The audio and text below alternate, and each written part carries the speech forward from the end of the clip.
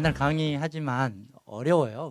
강의가 이렇게 남 앞에 서서 뭘 얘기한다는 게 쉽지가 않은데 제일 부탁드리는 건 역시 근데 좀 분위기는 괜찮은 것 같아요. 제가 요즘 학생들한테 요구하는 게 있습니다. 마음에 안 들더라도 호응해라. 그래야 나도 그 앞에서 힘이 나서 좀 하지. 뭐 이렇게 액션 없으면 너무 힘드니까.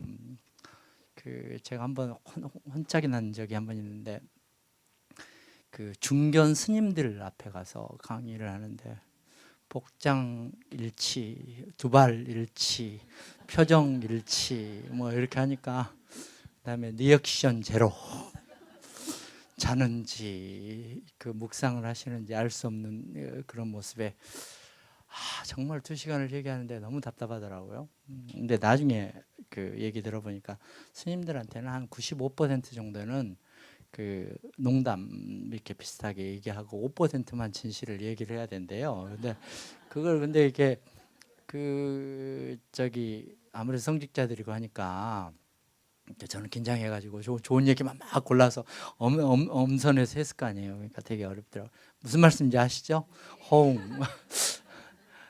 오늘 그 이제 저희가 시흥 에코센터를 이렇게 시흥시가 만들고 뭐 여러 가지 우여곡절이 있어가지고 뭐 자세한 얘기는 더 친해지면 말씀드릴게요. 그래서 이제 건국대학이 그 에코센터 운영을 맡았는데 사실은 이제 건국대학에서 온 사람은 한 사람밖에 없고요. 대부분 이제 지역에서 고용하거나 아니면 지역에서 안 계신 분들을 이렇게 고용을 해서 새로운 이게 인재상들을 이렇게 만들어 가고 있습니다. 그리고 또 이제 이런 이제 초록씨앗학교를 하게 된 이제 배경에는 이런 아무래도 이제 지역에 여러 이렇게 그 활동들이 활발해지려고 하면 지역사회에 있는 분들의 이렇게 볼런티어 활동들이 이제 굉장히 소중하더라고요. 사실 저는 이제 노원 에코센터의 센터장을 지금도 아마 명예센터장으로 돼 있어요. 그래서 처음에 설립할 때부터 이렇게 센터를 운영해 보니까 결국 센터의 활동력은 이 자원봉사자들의 그 역할이 굉장히 크더라고요. 물론 이제 자원봉사의 범위가 어디까지인지 이런 부분에 대해서는 앞으로 더 구체적으로 이렇게 좀 협의를 좀 해 나가야 되겠지만 선생님들 중에서는 상당한 이제 전문성을 갖추고 계신 분들도 있고 또 그렇지 않는 분들도 있고 해서 좀 역할을 나중에 센터하고 함께 이렇게 디자인해 나갈 수 있으면 좋겠다 하는 생각이고요.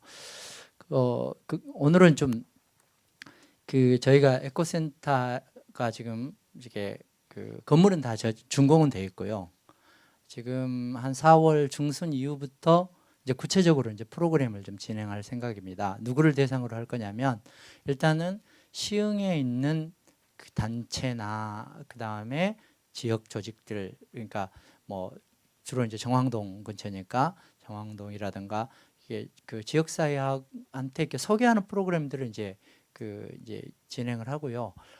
공식적으로는 6월 2일 개관식을 거행을 할 생각입니다. 근데 6월 2일만 하는 게 아니라 그 환경의 날 주간이거든요. 6월 첫째 주가 그 주간 전체 한 4일 정도를 계속 이렇게 그 프로그램을 진행을 하면서 알려나가고자 하는 이런 이제 나름 생각을 가지고 지금 준비를 좀 하고 있습니다. 근데 그 이 에코센터가 아직은 지금 완전히 굉장히 건물이 커요. 가보셨어요 혹시? 건물 크죠? 그걸 어떻게 채워야 되느냐가 아주 막막합니다. 이제 막막한데 제가 이제 꿈꾸고 있는 제가 봐왔던 것들을 좀 한번 여러분들하고 좀 공유를 좀 하고 함께 좀 기획을 하고 이렇게 만들어 나갔으면 하는 생각으로 오늘 이제 강의 자료를 좀 준비했습니다. 그래서 이 바다와 별이 보이는 구름공원이라든가 아까메 숲이라든가 시만토 잠자리 공원이라든가 혼다의 헬로우드 더 많은 사례들이 있었으나 시간 관계상 요 정도만 하는 게 어떨까 싶어서 다음에 기회가 되면 또 말씀을 드리도록 하겠습니다. 근데 이제 가장 이제 뭐든 이제 제일 중요한 것 중에 하나가 명분인 것 같아요. 우리가 이렇게 이런 에코센터를 왜 시흥에 만들었는가라고 하는 명분이 굉장히 중요하다고 생각이 되는데 그건 이제 인간과 환경에 이것은 자연이라고 표현을 했지만 환경 문제에 대해서 어떻게 관계 설정을 재정립할 거냐 하는 문제가 가장 먼저 고민돼야 될 부분인 것 같습니다. 그래서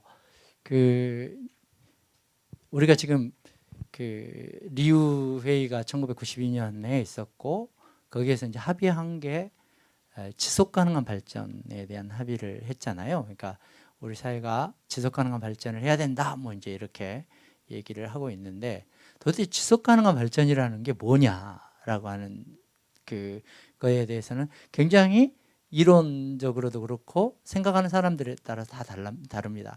굉장히 이제 일반적으로 알려지기에는 경제, 환경, 사회가 잘 융합돼야 되고 미래 세대를 위해서도 뭐 남겨둬야 되고 뭐 여지를 열어둬야 되고 근데 이런 정도 말 가지고 굉장히 애매하잖아요. 도대체 어느 수준인가에 대해서. 근데 그 한 가지 확실한 건 뭐냐면 지속 가능한 발전을 하려 그러면 우리가 먼저 지금의 현재 사회 시스템이 잘못되어 있기 때문에 지속 가능한 발전을 성장 중심에서 지속 가능한 발전을 못 이루고 있는 거죠. 그러니까 지금 계속 이제 그 발전, 개발, 성장 이런 이제 단어들이 그 주를 이루고 있고 이것들이 이제 그 지금 우리 사회의 여러 가지 환경 파괴 문제라든가 그리고 사람들의 어떤 상실의 문제 그리고 이런 그 여러 가지 어떤 관계가 이렇게 단절이 되는 문제 이런 것들이 지금 발생하고 있는 거잖아요. 근데 이제 그게 하자 한다고 해서 되는 게 아니라 다시 한번 우리가 자기 스스로나 우리 사회의 근본적인 시스템을 한번 재조명해 볼 필요가 있는데 그건 이제 가장 기본적인 것은 이게 어디로 가는 게 좋으냐면 제 생각으로는 저는 그 원래 우리가 시작을 했던 지점으로 그러니까 그 자연 자본이라고 우리가 얘기를 하는데 그러니까 환경 문제라든가 이런 우리에게 원초적으로 주어졌던 이런 자연 자본 속에서 사회가 어떻게 진화되어 왔고 그 진화된 고리 속에서 어떤 이제 모순점들이 발생을 했고 그 고리들을 다시 어떻게 회복할 것인가에 대한 부분들을 이제 고민해야 될 시점. 제가 이렇게 그 리액션을 요구해 놓고 이렇게 딱딱한 얘기를 하니까 굉장히 당혹스러우시죠? 저는 근데 그 참 복이 많은 사람이어가지고요.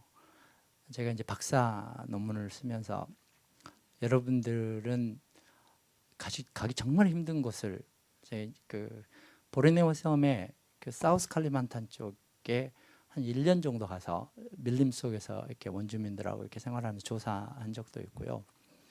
파푸아뉴기니아에 가서 그 파푸아뉴기니아에 그 어느 정도냐면 제가 어떻게 들어갔냐면 그 도쿄에서 비행기를 타고 싱가포르로 가서 그 다음 날 싱가포르에서 그 브리스번으로 가서 브리스번 호주로 가서 호주에서 다시 그 이 포트 모르스비로라고 하는 수도로 들어가 가지고 그 포트 모르스비에서 다시 그 2시간 정도 국내선을 타고 들어가서 그다음에 다시 경비행기를 타고 1시간 들어가서 배를 타고 한 2시간 들어가는 얼마나 그 오진지 대략 짐작이 되시죠? 그러니까 이틀 꽉 이동을 해서 원주민들 사는 모습들을 보면서 인간 사회 원형에 대한 부분들을 이렇게 본 게 굉장히 저로서는 소중한 거였던 것 같아요. 그래서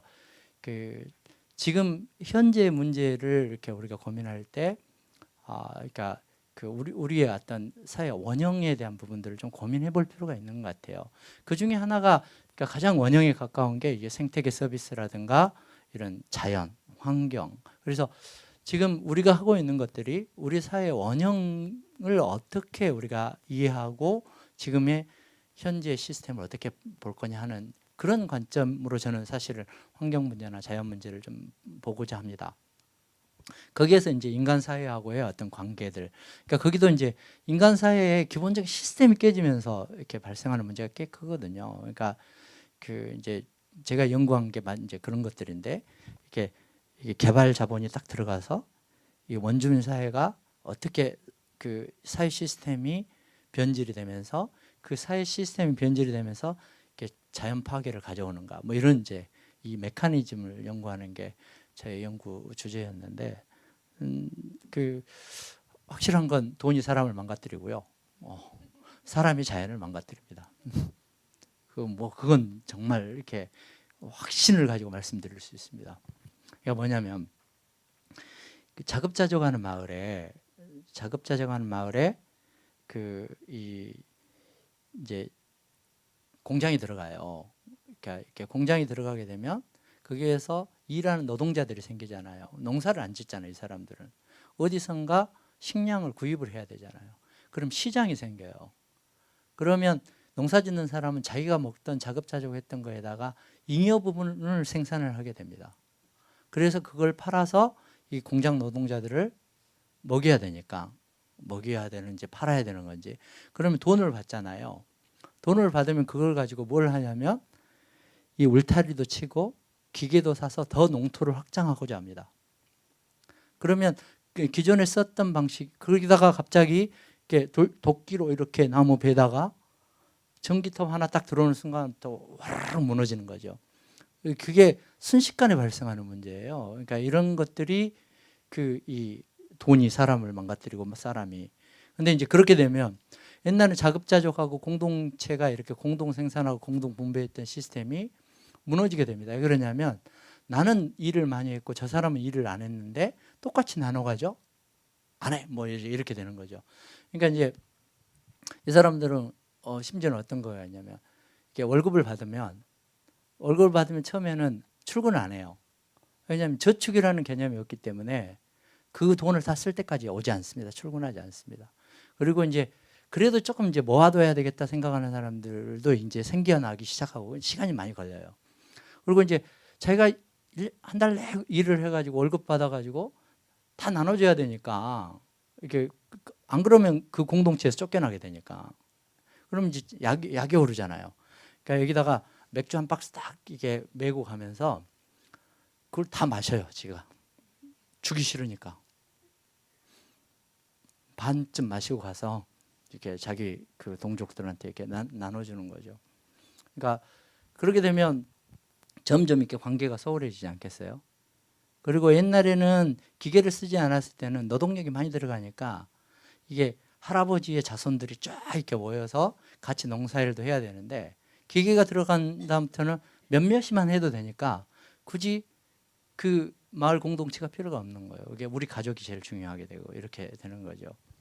그래서 이런 것들이 이제 이 사회의 어떤 변질을 가져오는 거라는 생각이 드는데 이제 어찌됐든 우리가 좀 더 근본으로 돌아가서 이 생태계 서비스가 있는데 뭐 이렇게 공급 서비스, 억제 서비스, 문화 서비스 이렇게 그 밀레니엄 에코시스템 평가에서 이렇게 구분을 합니다. 그래서 이제 요즘 이것들이 가지는 것들을 어떻게 지속시킬 것인가라고 하는 부분에 대한 고민들을 좀 많이 하고 있어요. 그러니까 무조건 세금으로 보존하고 보호해야 된다라고 생각하는 사람도 있고 어떤 경우에는 지금 이런 사회적 경제 방식을 동원해서 그 뭐 이런 협동조합을 만든다거나 마을 기업이라든가 이런 것들을 만들어서 그 스스로 유지할 수 있는 이제 시스템을 이제 구축을 하고 있는 것 같아요. 근데 그렇게 하기 위해서는 기본적으로 필요한 게 한 세 가지 정도 필요합니다. 뭐냐면 공간, 그 다음에 공간과 프로그램과 약간의 비즈니스 모델이 필요합니다. 지금 시흥 에코센터는 공간은 만들어놨어요. 지금 프로그램 막 만들고 지금 있는데 함께 만들었으면 좋겠습니다. 조금 있으면 이걸 가지고 지속 가능할 수 있는 이런 비즈니스 모델, 돈을 많이 버는 게 아니라 그 시스템을 유지하기 위한 이런 그 사회적 경제 방식들이 만들어지게 되면 시흥 에코센터는 어느 정도 안정적인 궤도로 이렇게 가고 지역사회에 많은 서비스들과 일자리를 제공할 수 있지 않을까 이런 생각을 합니다. 그래서 지금 이제 옛날부터 이제 우리는 생물 자원을 이용을 해왔고 나름 현명한 이용을 해왔다고 다들 평가를 하고 있습니다. 옛날에는 이게 옛날이라고 하는 기준이 한 우리로 하면 조선 한 중기 정도가 될 것 같습니다. 우리나라만 하더라도 이 자연 생태 자원은 누구도 개인이 소유하지 않았습니다. 그러니까 그 조선시대 헌법이 뭐죠? 조선의 헌법. 갑자기 쫄으셨어. 성종 때 만들어진 경국대전.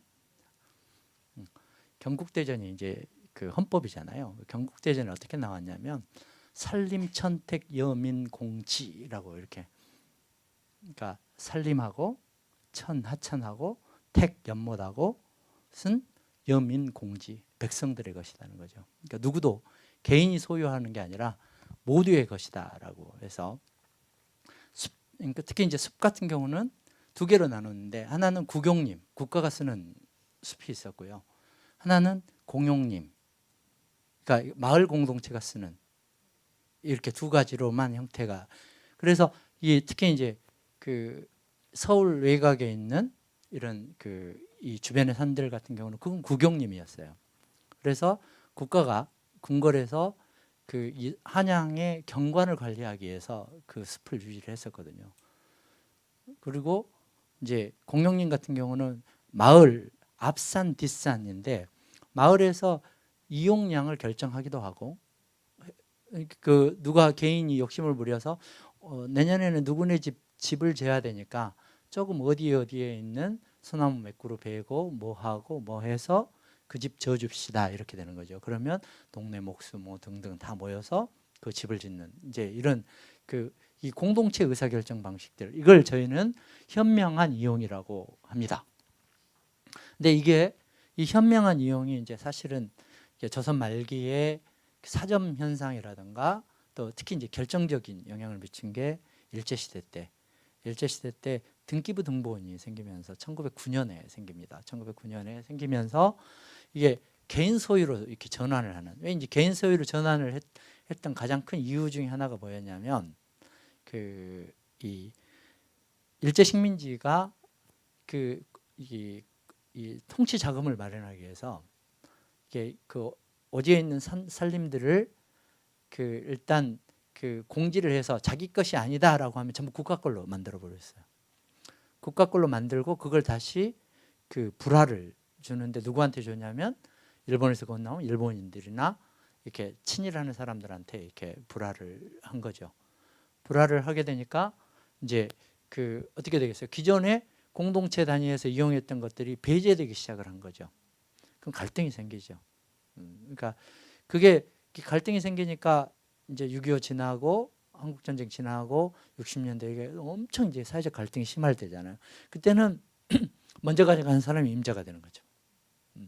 그러니까 살림이 황폐될 수밖에 없는, 자연환경이 파괴될 수밖에 없는 이런 사회적 분위기를 만들어냈던 것 같아요. 이게 이제 저희는 현명한 이용의 파탄이라고 이야기합니다.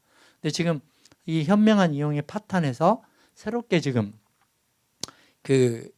이 다른 이 생물 자원이 가지고 있는 어떤 특성이나, 지금 이제 뭐 그 자연이 가지고 있는 그 환경 보전뿐만이 아니라 치유라든가 보건이라든가 이런 교육, 휴양, 이런 숲이 가지는 새로운 가치들을 지금, 또는 자연 환경이 가지는 새로운 가치들을 지금 발견하고 있는 거잖아요.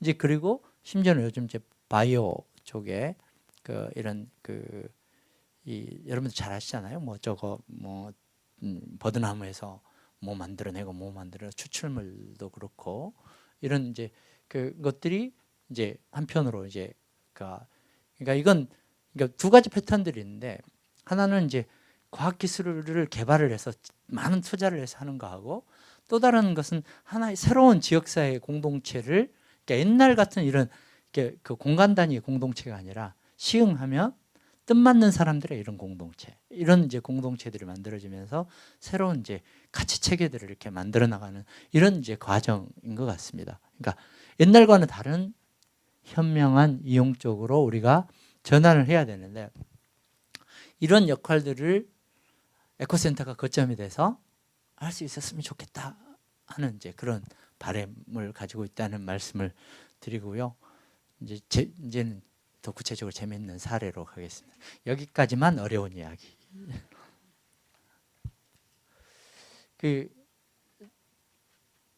여기 바다와 별이 보이는 구릉공원이라고 하는, 그러니까 이름을 왜 이렇게 붙였냐면 정말 가서 보면 바다가 이뻐요. 그리고 구릉도 언덕공원인데, 여기가 원래는 이제 지구 디자인 스쿨을 스쿨이었는데 이름을 이제 나중에 여기 지구 디자인 스쿨에서는 뭘 했냐면 다양한 환경 실험, 그러니까 옛날에 그러니까 예를 들어서 그 조개를 구워서 가루를 만들어서 이렇게 석회를 만든다거나 하는 이런 실험들, 그 다음에 자연 놀이에 대한 실험, 다양한 실험들, 에너지에 대한 실험, 그다음에 뭐 이렇게 목책을 만들어서 그 궤도를 만드는 실험. 그러니까 누구나 동아리들이 와서 난 이런 실험을 해보고 싶다 하면 그 실험을 해볼 수 있게끔 그 공간을 열어준 곳인데 면적도 꽤 넓어요. 한 140헥타 정도 되니까 꽤 넓은 데인데 원래 여기는 그러니까 지자체가 교토부니까 그 우리 이제 광역이죠. 광역 지자체가 여기를 리조트 개발을 하려고 그러는데 이게 버블이 착 깨지면서 이렇게 이제 리조트 개발을 포기했는데 한 공무원이 여기에 이제 그 파견이 나와서 이렇게 근무를 하다가 사쿠라이 씨라고 하는 아주 대단한 고집스러운 사람인데 여기는 이제 지구 디자인 스쿨에서 이렇게 이 공원을 만드는 작업을 했어요. 이 공원을 만드는데 철저하게 지역 중심이고 저희도 이제 가서 몇 번 가서 이렇게 체험을 해보면 여기서 식사하는 것은 전부 동네에서 나오는 식재료만 가지고 식사하고요. 그 다음에 동네 아주머니들이 동네 전통 이렇게 춤 이런 거 해서 그 공연도 해주시고 하여튼 지역 고용과 지역과 아주 밀착되게끔 프로그램 이렇게 해서 운영을 하고요. 그리고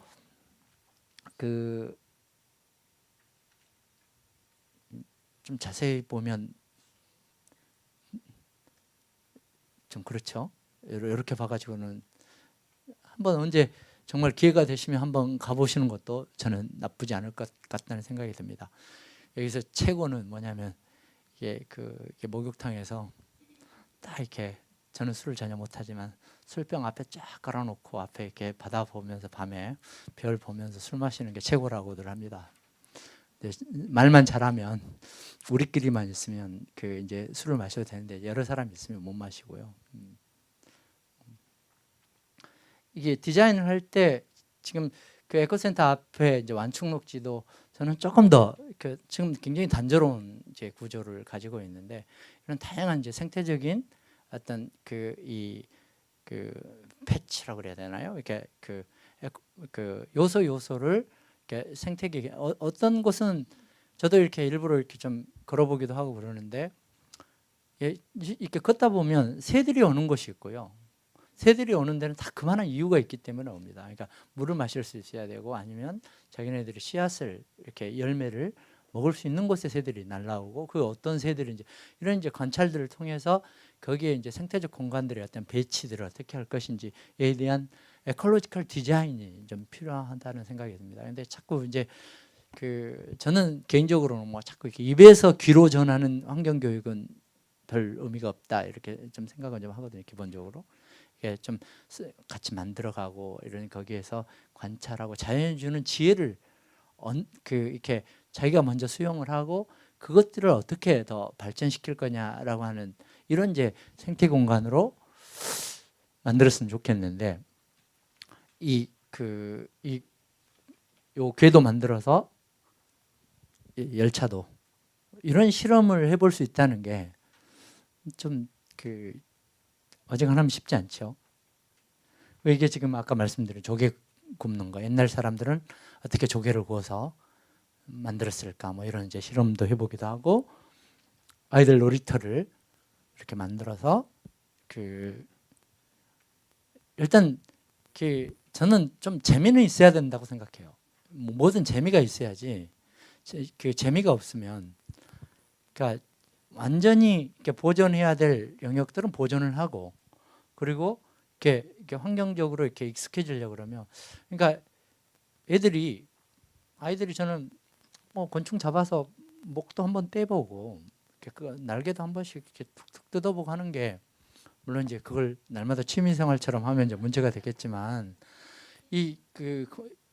그렇지 않은 아이들이 어떻게 이쁘다 해가지고 그게 어떻게 환경을 이해하는 사람이 되겠냐는 거예요. 뭐 어떨 때는 끊어보기도 하고 올라가서 나무가지에서 떨어져 보기도 하고 하는 과정 속에서 그리고 옷에 송진이 묻어서 엄마한테 야단도 맞아봐야 이게 나무로 올라갈 때 이게 그 어떻게 해야 되는지 이런 지혜가 생기는 것이지, 이게 저 올라가면 옷에 묻으니까 올라가지 마 뭐 이런 교육을 해가지고 되겠어요?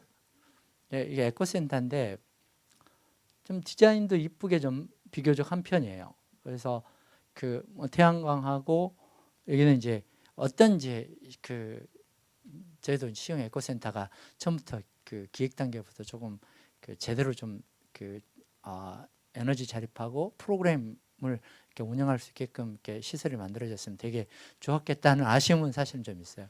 여기 같은 경우는 밤에 찬 공기를 포집해 가지고 낮에 이렇게 더울 때 여름에는 이렇게 내놓기도 하고요.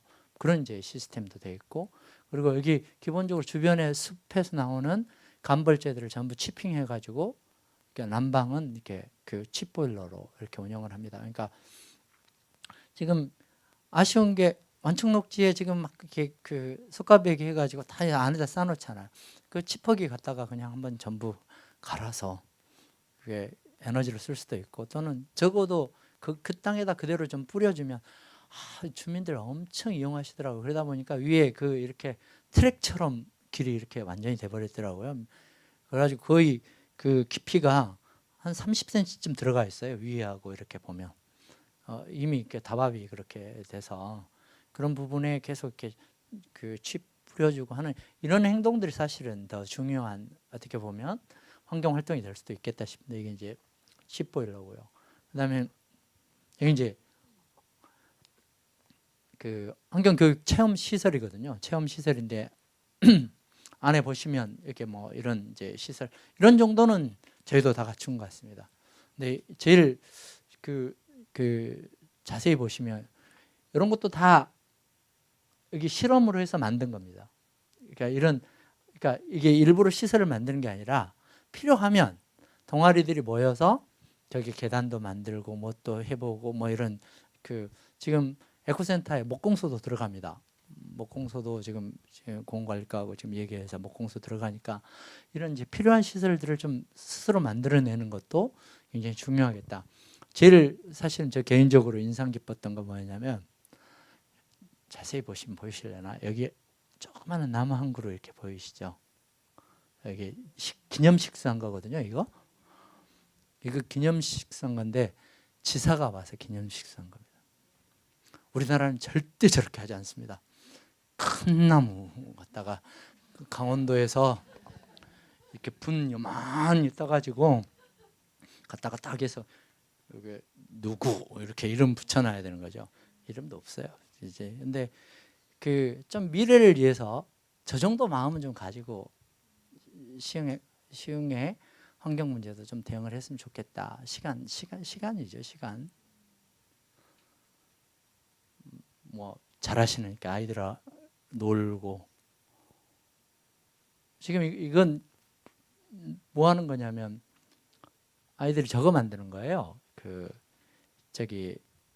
비오톱을 만드는 건데, 그러니까 장수풍뎅이가 서식할 수 있는 환경을 이렇게 만들어서 애벌레를 키우기도 하고 나중에 잡기도 하고.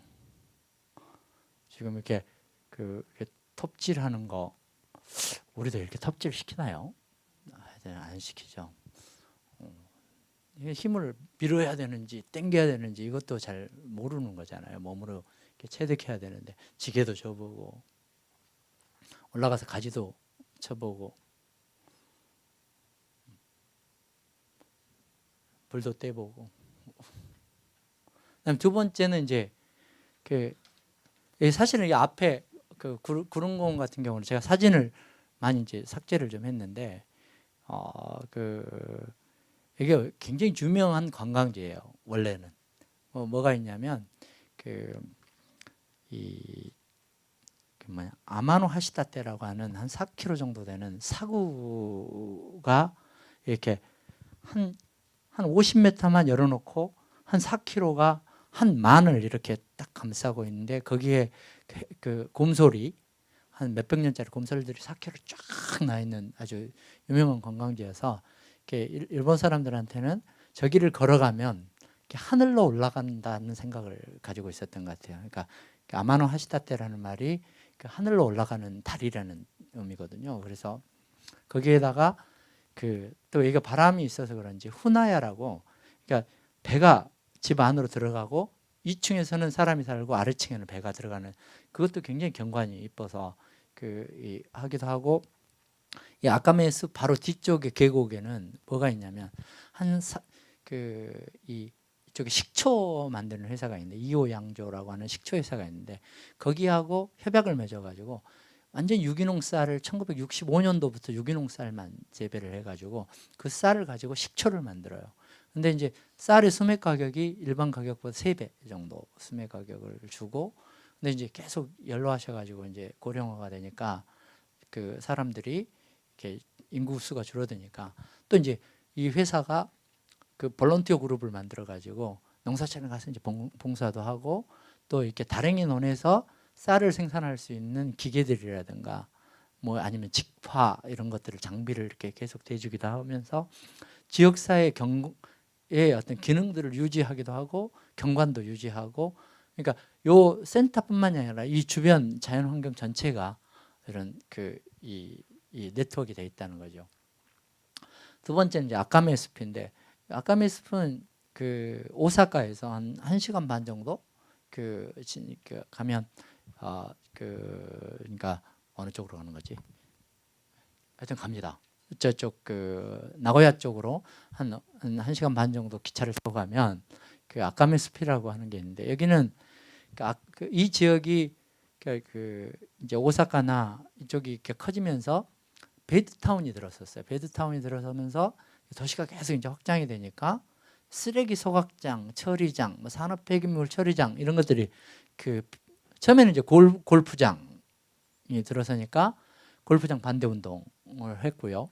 그리고 그래서 합의를 본 게 뭘 합의를 했냐면, 그 골프장은 반대하되 안 하기로 하고, 여기도 한 200헥타 정도가 되는데, 이 숲에다가 주민들이 운영하는 에코 리조트를 만들어서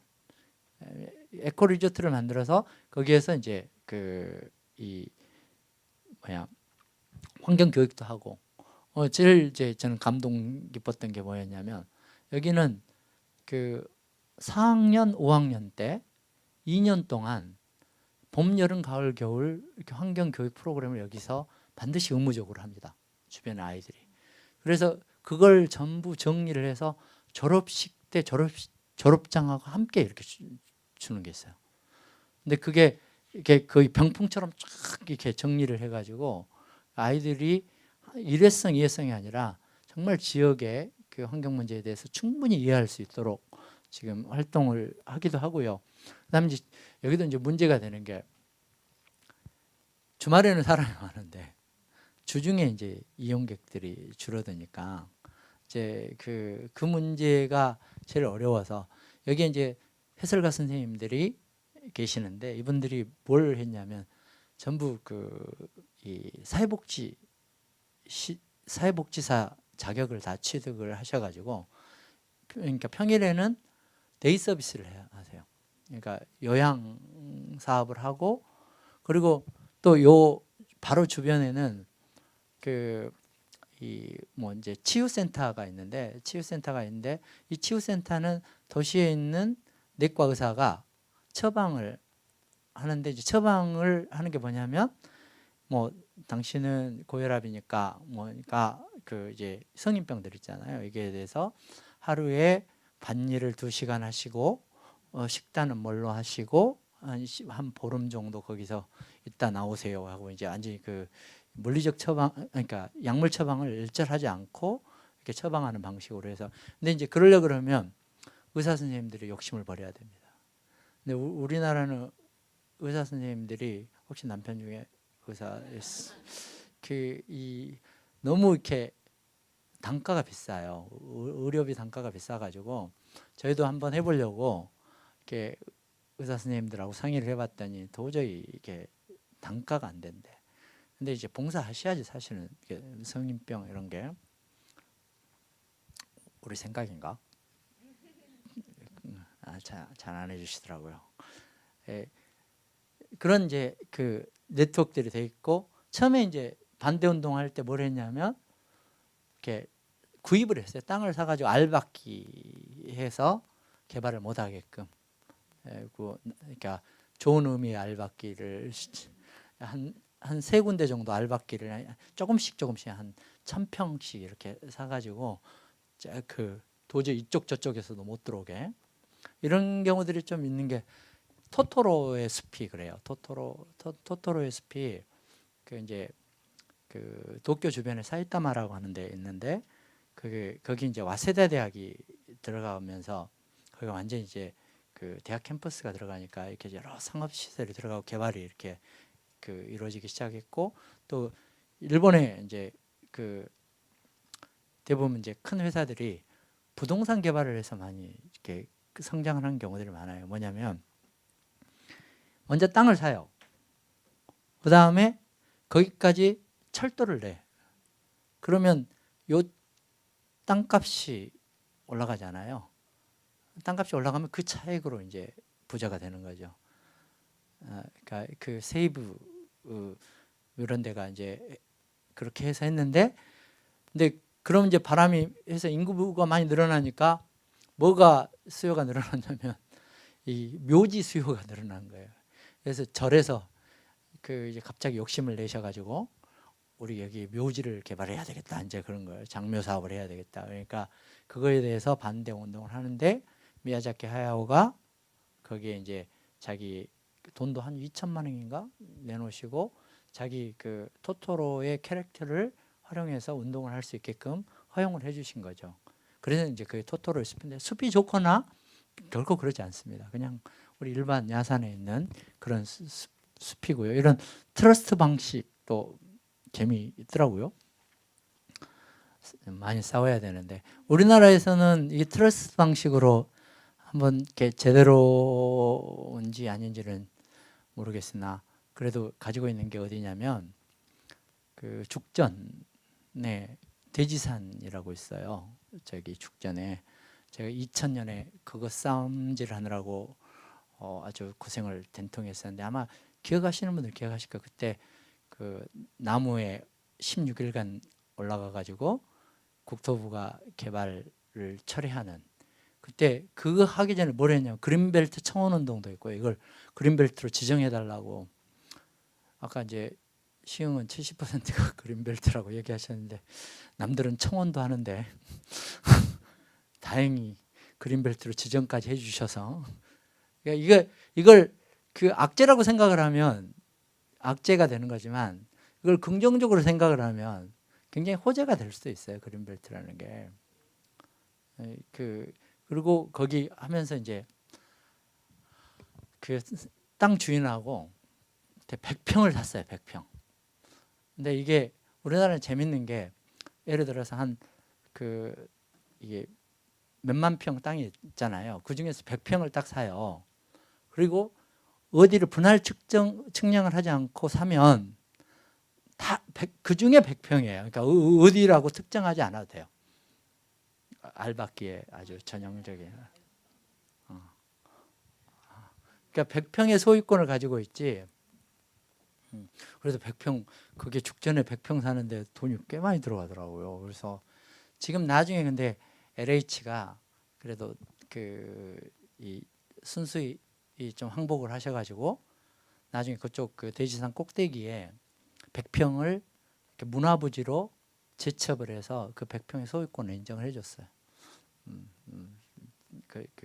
그런 이제 사례들도 있습니다. 그러니까 나중에 시흥에서도 잘 활용하시면 이렇게 획책했다고 뭐 이게 에코 리조트인데요. 그러니까 그 숙박이나 센터 기능을 하면서 여기는 이제 숙박 시설이 있어서 이걸 가지고 수익 모델을 창출을 하는데 그냥 그 건물 생각보다 이렇게 사진이 좀 작아서 그렇지 나무를 거의 베지 않고 그 안에다 앉혀놔서 그렇지 꽤 큽니다. 뒤쪽으로. 그리고 이제 여기가 원래 야산이었으니까 뭐냐면 지금 뭘 설명하냐면 이런 인공임이었던 걸 베면 여기서 작은 가지가 올라와서 이 작은 가지가를 먹는 이 연한 잎을 먹는 애벌레가 생기고 또 그게 나비가 돼서 그 나비를 잡아먹는 또 새가 날아오고 해서 생태계를 풍요롭게 합니다라고 하는 이런 이제 이야기들을 하고 계시고요. 자, 한 번은 이제 한국의 교사 선생님들하고 이렇게 모시고 가서 재밌어 하시더라고요. 나무 베는 것부터 뭐 이렇게 그 전기톱 쓰는 거, 이건 지금 장작 패는 거거든요. 그다음에 이건 이제 치핑하는 건데, 뭐 작은 기계로 이렇게 치핑하고 칩 만들어서 그 저도 나중에 여력이 되면 이거 지퍼기하고 저거 하나는 사고 싶더라고요. 뭐냐면 그 펠레타이저, 펠렛을 큰 공장에서 만드는 게 아니라 그냥 똑똑 떨어지게끔 집에서도 할 수 있는, 비싸요. 근데 기계가 작다 그래서 싸지는 않더라고요. 근데 좀 여유가 되면 사놓으면 굳이 뭐 그 펠렛을 그러니까 집 주변에서 가지 모아가지고 그냥 해도 되겠다 싶기도 하더라고요. 그리고 아이들이 좋아하는 이런 이제 놀이터. 요즘 그 저희가 지원하는 그데 정선의 동강 할미꽃 마을이라고 하는 마을이 있는데, 그 마을은 컨셉이 뭐냐면 산골 놀이를 가지고 해요. 그러니까 그 동강이가 되게 경관이 좋잖아요. 그러니까 가족끼리 오면 부모들은 따로 놀으라 그러고 아이들하고 그림도 그리고 이렇게 나무도 올라가고 아주 총싸움도 하고 칼싸움도 하고 하는 산골 놀이를 하는데 꽤 평판이 좋습니다. 그러니까 요즘 이제 노는 게 대세인 것 같긴 해요. 근데 아이들도 이제 자꾸 놀게 해줘야죠. 그다음에 이게 뭐 이런 논 같은 경우도 지금 이제 비오톱으로 다시 회복을 해가지고 여기에 이제 그 잠자리가 서식을 하는데, 아주 여기서만 서식을 하는 이 일본 고유의 뭐 작은 잠자리 뭐 이런 게 있더라고요. 그 여기하고 히말라야 쪽에만 자생을 한대요. 그래서 그 서식지를 지금 복원하는 작업들을, 그러니까 논을 한계 농지를 그대로 이제 활용을 해서 이렇게 그 어차피 농사 못 지니까 이렇게 활용하시기도 하고, 저는 시흥 같은 경우는 뭐 호접벌도 있고 논들이 워낙 그 있으니까 사실은 뭘 사실은 해보고 싶으냐면, 나중에 지금 저희가 그 부안에서 전라북도 부안에서 그거 하는데 그 물고기가 있는 논을 만드는 거예요. 논을 한번 만들어 보고 싶더라고요. 그렇게 어렵지 않아요. 이게 왜냐하면 그 농약만 안 치면 돼요. 근데 이게 그 이 하천에서 이렇게 어로를 이렇게 만드는데 그냥 이렇게 10cm 정도씩 계속 이렇게 물을 높여가지고 도랑하고 이렇게 이 연결을 하면 논물에 바로 이렇게 물고기가 들어가서, 특히 요즘처럼 이제 산란을 하거든요. 산란을 하면 하천에서 산란해서 이 알들이 부화해가지고 생존하는 생존율하고 이렇게 논에서 부화해가지고 생존율이 몇 배나 차이 날 것 같아요. 어느 쪽이 더 당연히 논에서 하는 게, 왜냐면 천적이 없으니까 몇백 배 높습니다. 산란율. 그럼 어족이 엄청 풍부해질 수 있죠. 그리고 이제 얘들이 이제 산란을 하고 다시 내려가죠. 그러면 나중에 이제 물 뺄 때 이렇게 같이 빠져나가서 하천으로 이제 고기들이 다 나갈 수 있게끔. 근데 그걸 같이 이제 그 물고기 놓기도 하고 같이 관찰도 하기도 하고 하면 어떻게 되겠어요? 쌀값이 올라가죠. 쌀값이. 안 그러겠어요? 이렇게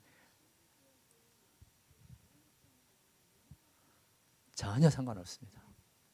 그러니까 어차피 그 물고기는 있으니까 올라오게끔 하면 되거든요.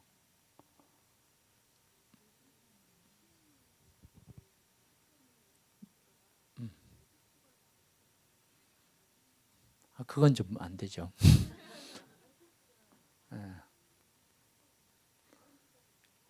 그래서 지금 요즘 물왕조 수지 그쪽에 좀 뭐 고민을 많이 하고 계시더라고요. 근데 그거 하려 그러면 제일 저도 이제 그것 때문에 몇 차례 가봤는데, 핵심이 뭐냐면 낚시하는 어촌계를 없애야 돼요.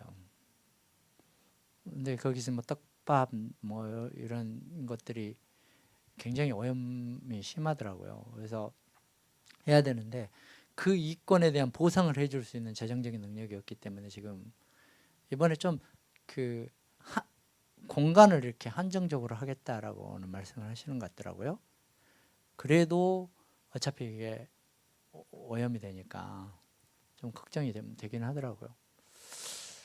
여기 저희 이제 여기서 학회를 했는데 학회가 아니라 이렇게 저도 이제 가서 발표자로 초대를 받아가지고 했는데 이분이 환경부 장관이에요. 환경부 장관인데 이게 동네 주민들이 이렇게 연주회도 하고 숲속에 그냥 그대로 이게 공연장 객석 뭐 굉장히 저는 뭐 어차피 이거 한번 쓰고 말 거잖아요.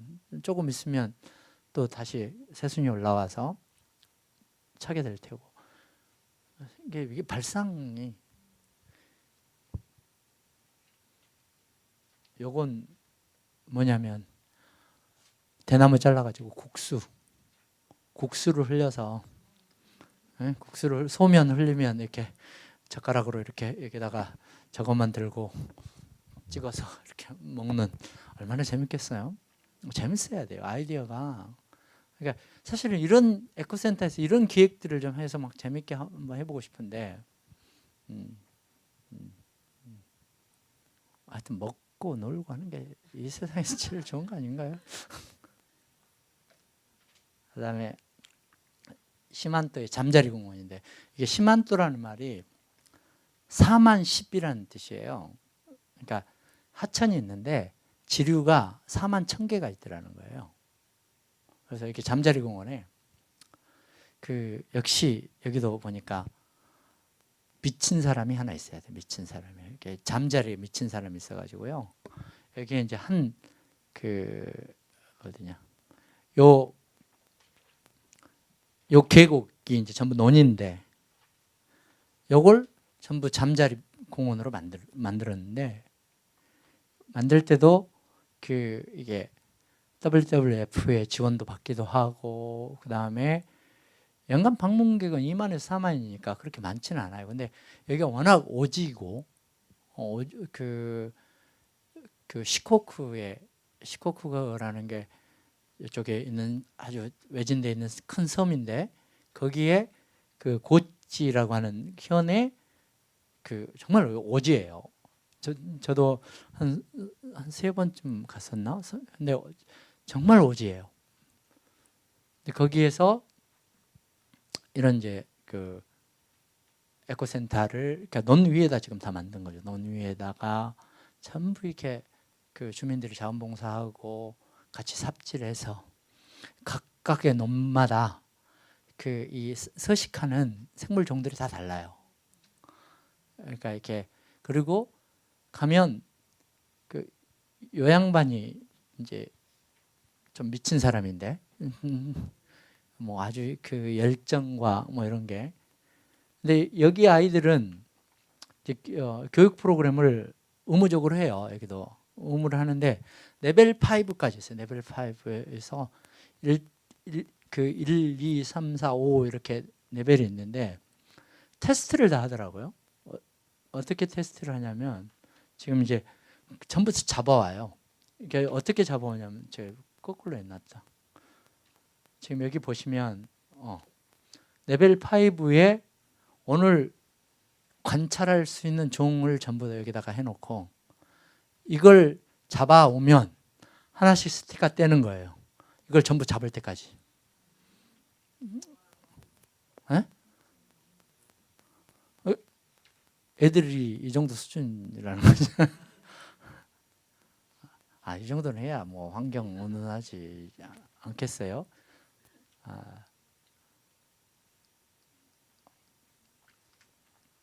이게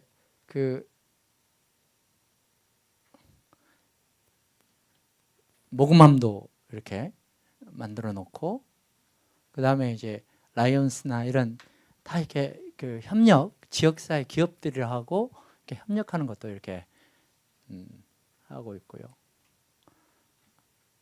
아이들 얼마나 행복하겠어요. 저렇게 한번 딱 풀어놓고. 여기는 낚시도 하게끔 낚싯대도 줘요. 조그마한 낚싯대, 이렇게 요만한 낚싯대 주고 이렇게. 근데 개울에서 고기들이 있으니까 잡아보기도 하고. 근데 이게 각 놈마다 이렇게 아까도 말씀드렸지만 다 구획을 해가지고, 그리고 이제 딱 들어가면 그날 볼 수 있는 잠자리가 쫙 이렇게 나와요. 그러면 그거 전부 이제 확인하는 거 하고,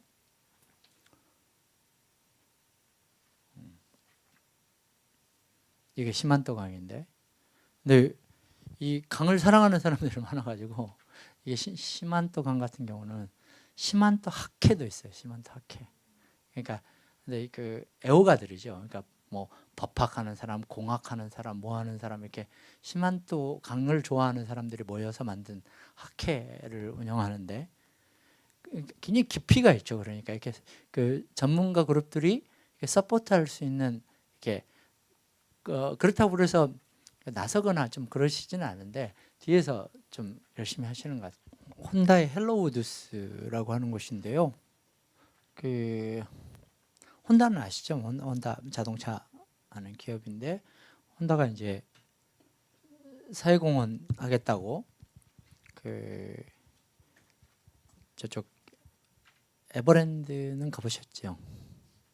에버랜드처럼 거기에 그 이제 누가 누구를 카피했는지는 알 수는 없으나, 그 도쿄 한 외곽에 한 시간 반, 2시간 정도 거리에 그 혼다 이렇게 경기장이 있어요. 경기장이 있고 주변에 호텔도 있고, 뭐 이제 혼다의 거점 공간이 있고, 거기에 자동차 박물관도 있고, 좀 비슷하죠.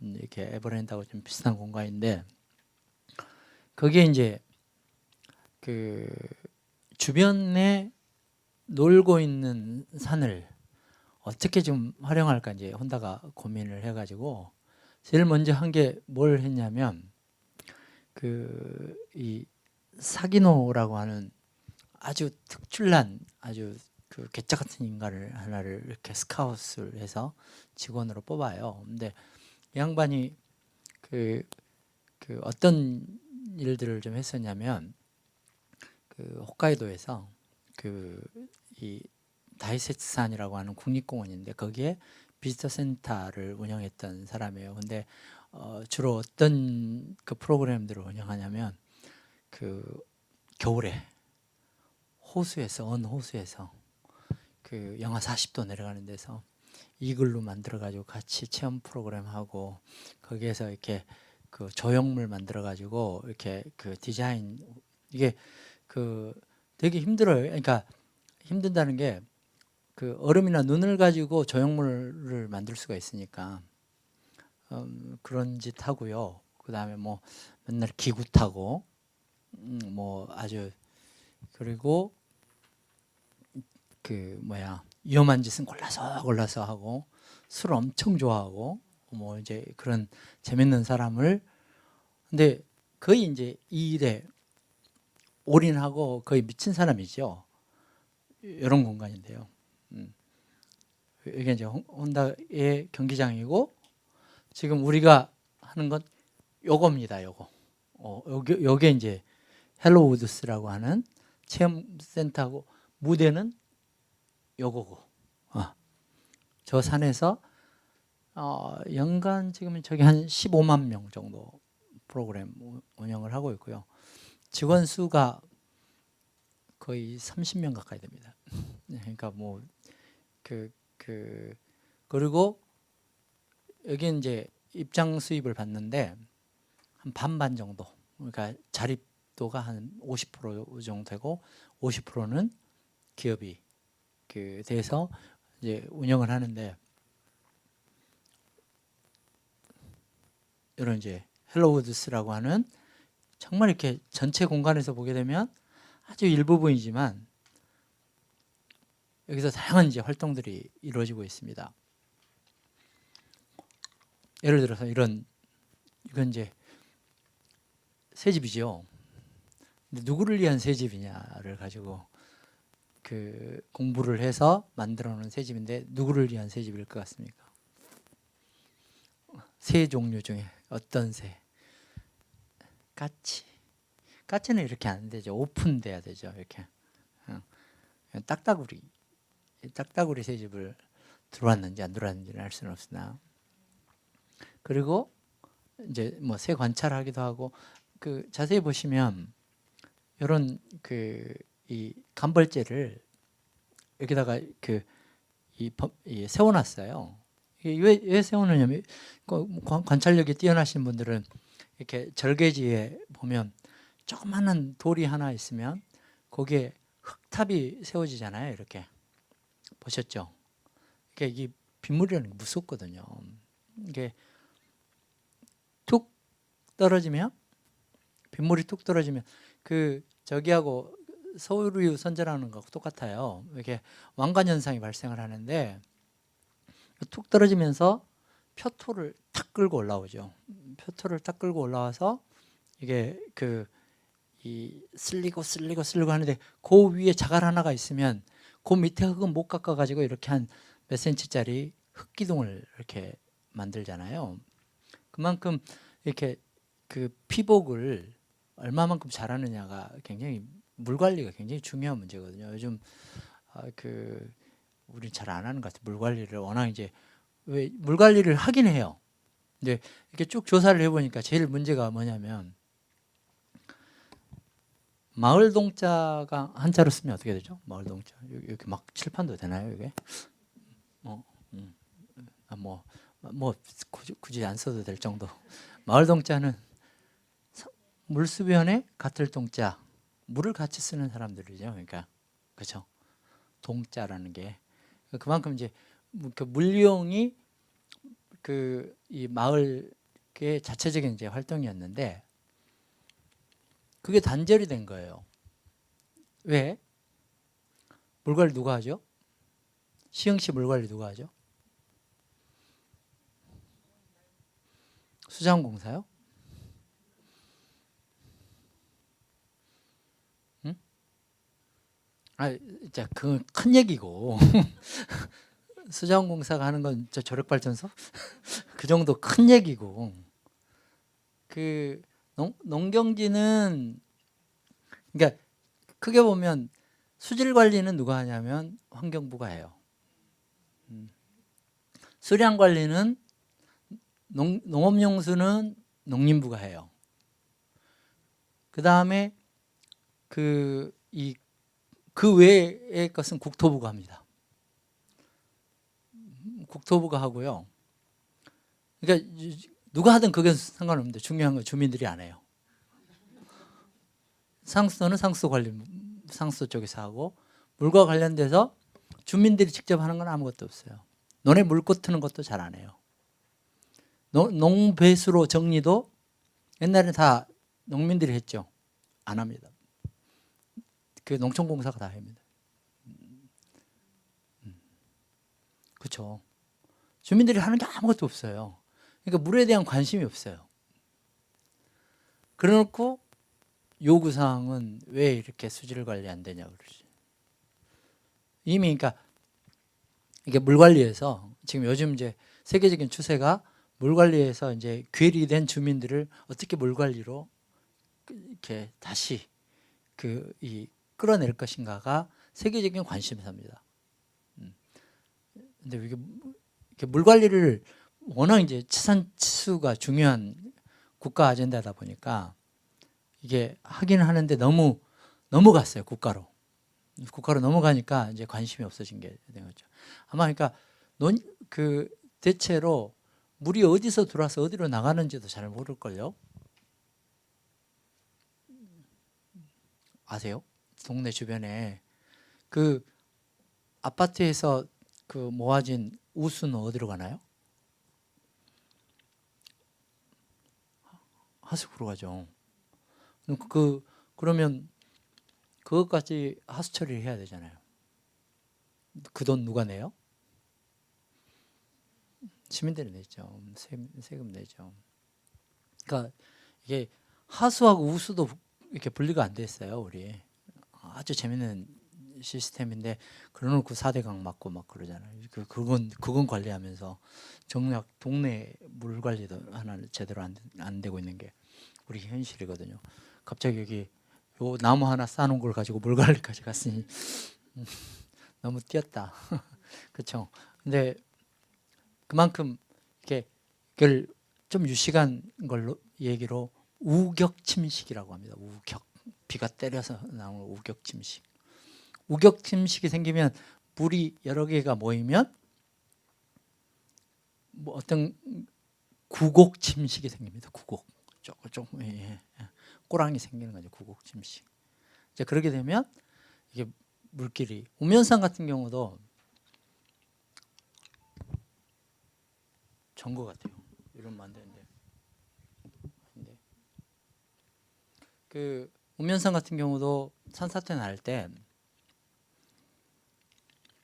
그건 당연히 예고된 상황이었던 것 같아요. 왜냐하면 위에서 이제 다밥이 무엇인지 아시죠? 밟으면 딱딱해지죠. 계속 밟는 거죠. 그럼 딱딱해지면 빗물이 딱 떨어지면 턱 튀면서 반발력이 굉장히 커져요. 흡수력이 없는 거죠.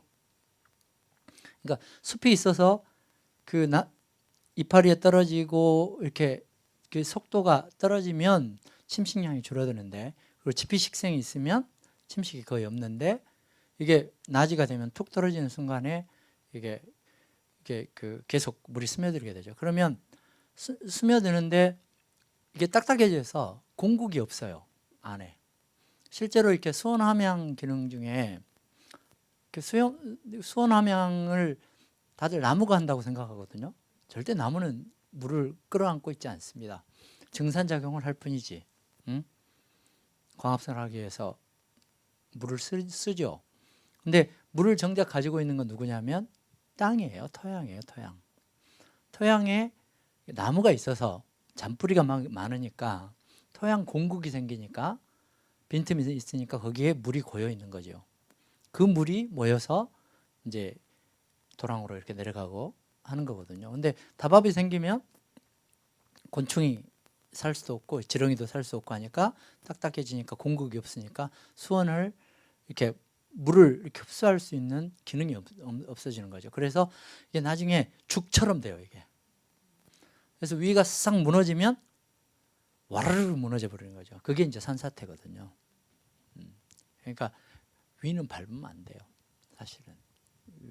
위에 무너진 데 가서 보면 불과 1m 받아도 안 돼요, 1m.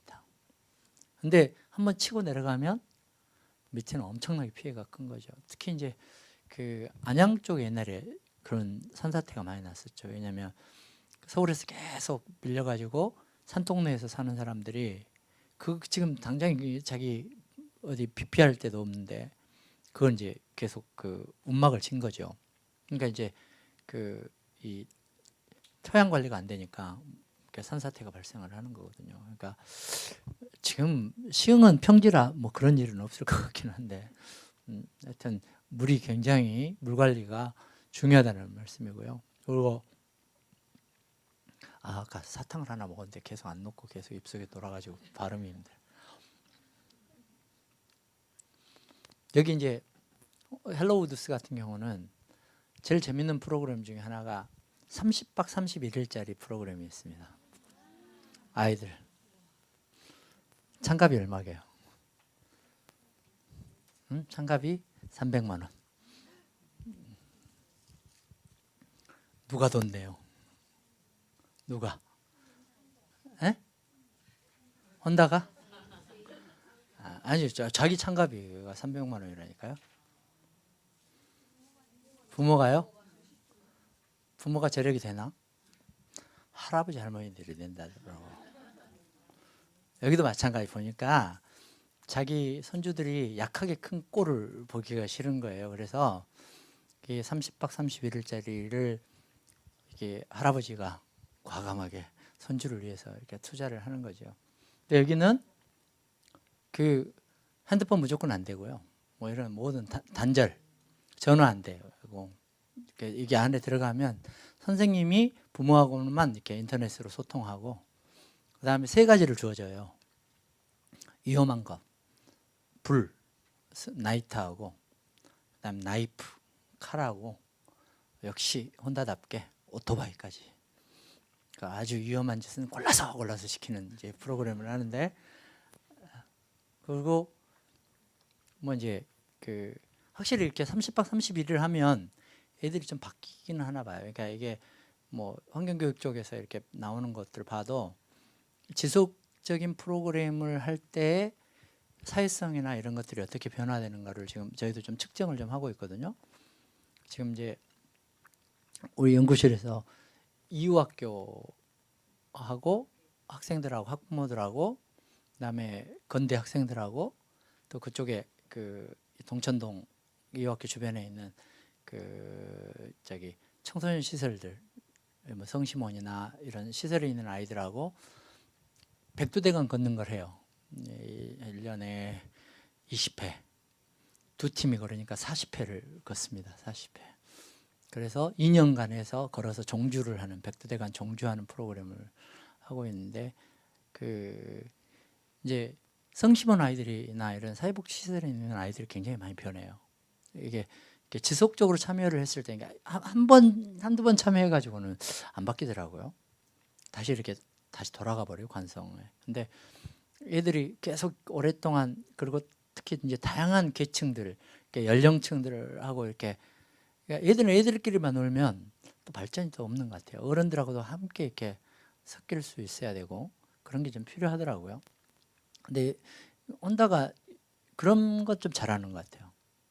그 아이들하고 같이 이렇게 다양한 층도 그렇고 우리도 이제 백두대간 동행이라고 얘기를 하는데 해보니까 확실히 아이들이 많이 변하는 것 같아요. 일단 욕하는 게 많이 줄어들고 뭐 이렇게 자연스럽게 누가 굳이 우리 절대 안 하는 것 중에 하나가 교육 안 합니다. 교육 그냥 걷기만 해요. 그냥 걷다가 이야기하고 애들 보면 아니 감탄을 했는데 저는 자주 안 가거든요. 거의 힘들어서 저는 안 갑니다. 근데 그 한번 이제 이렇게 지리산 종주할 때 뭐 이럴 때나 좀 가끔씩 따라가고 그러는데 애들하고 걸어보니까 애들은 역시 대단하더라고요. 거의 이제 한 1년이나 반년쯤 걸으면 거의 빨치산 수준의 이렇게 체력이 이렇게 돼가지고요. 그리고 이게 걸으면서 끊임없이 이렇게 대화하거든요. 이게 뭐 게임하고 장난치고 하는데 어느 순간인가 딱 하면 딱 쉬고 있어요. 딱 보면 자기네들 바이오 리듬이 있어요. 그래서 누가 쉬자고 하지 않아도 쉬고요. 그리고 누가 가자고 하지 않아도 가요. 근데 우리는 막 계획 짜고 우리 1시간 걷고 10분 쉬고 뭐 이렇게 하잖아요. 애들은 그런 게 없어요. 그냥 자기의 몸의 상태에 맞춰서 가더라고요. 그러니까 어떻게 보면 애들한테 배울 것도 많아요. 애들을 관찰하면서. 그리고 이제 혼다의 재밌는 프로그램 중에 여기가 요 대리석이 굉장히 유명한 동네예요. 지역에서 나오는 특산품이에요. 이게. 그래서 그 대리석에 오븐을 만들어서 먹고 놀고 하는 거. 이렇게 가마 만들어 가지고 피자, 빵 굽고 이런 거 먹으면 맛있지 않을까요? 왜 우리는 이런 거 안 하죠? 해도 되는데 에코센터에도 하나 만들까요? 산불 낸다고 뭐라고 그러잖아요. 밖에다가 이렇게 하나 가마 하나 만들어. 근데 쓰신다고 하면 쓰셔야지. 뭐 만들어 놓고 안 쓰면. 또 어떤 실험을 하냐면 그 나무를 베는 실험을 해요. 근데 이제 베는 실험을 하는데 아이들이랑 완전 밑둥을 잘랐을 때 맹아가 어떻게 올라오는지, 그 다음에 1m 위를 잘랐을 때 맹아가 어떻게 나오는지, 그걸 이제 관찰하는 걸 합니다. 그럼 이게 당연히 내년에 또 와야 되겠죠. 그러니까 이게 프로그램의 연계성들을 이렇게 좀 이렇게 생각을 하더라고요. 그리고 물론 여기서 나온 것들은 전부 치핑해서 이게 길을 이렇게 만드는데, 그러니까 메인 포장도로가 아니면 여기는 3년 이상 쓰지 않습니다. 또 바꿔요. 왜냐하면 다밥이 발생하니까 계속 하면. 그러니까 이게 이 도로 그러니까 이 산책로 자체를 바꾸고 이게 지금 치핑하고, 그다음에 이제 여기 목공소 있어서 같이 아이들이랑 뭐 만들고, 뭐 아이들뿐만이 아닌 것 같아요. 어른들이 더 즐겨하는 것 같아요. 그러니까 모든 게 다 거기서 만들고 거기서 지금 제공하는 방식 하고요. 그 다음에 중간 중간에 숲속에 이런 그 이제 비를 피하거나 할 수 있는 공간들 속에서 여기서 이제 이렇게 교육을 하기도 하고요. 관찰하고 그다음에 이제 이런 이제 댓글을 만들 때도 되게 신경을 많이 쓰더라고요. 그러니까 이 데크의 가장 핵심은 뭐냐면 인공 구조물이 하나도 안 보이는 공간에 이렇게 데크를 만드는 뭐 시흥에서는 불가능합니다. 포기하세요. 여기 보시면 뭐 인공 구조물이 거의 안 보이잖아요. 그리고 그 시설 투자를 이렇게 숲에도 이렇게 데크를 왜냐하면 아이들의 안전 문제에 대해서는 굉장히 신경 쓰는 것 같아요. 그러니까 그 위험한 거 주는 건 그건 의도적인 거기 때문에 하는데 이제 뭐 뱀에 물리거나 뭐 이런 이제 문제가 발생할 수도 있으니까 숲속에도 이런 데크를 만들어서 하기도 하고 또 재활용 지금 요 천막 같은 경우가 천막이 아니라 낙하산이에요. 낙하산 자기네들 이렇게 낙하산 타고 안 쓰는 폐기물들을 가지고 이렇게 천막 만들기도 하고 이런 누가 낙하산을 타셔야 이런 게 생길 텐데 선생님들랑 교육하고 이게 이제 그 화장실인데 숲속에 있는 화장실인데 여기 이제 그 박테리아를 통해서 완전히 분해를 해가지고 요 뒤쪽에 가면 물이 나오는데 그 물로 세수를 합니다.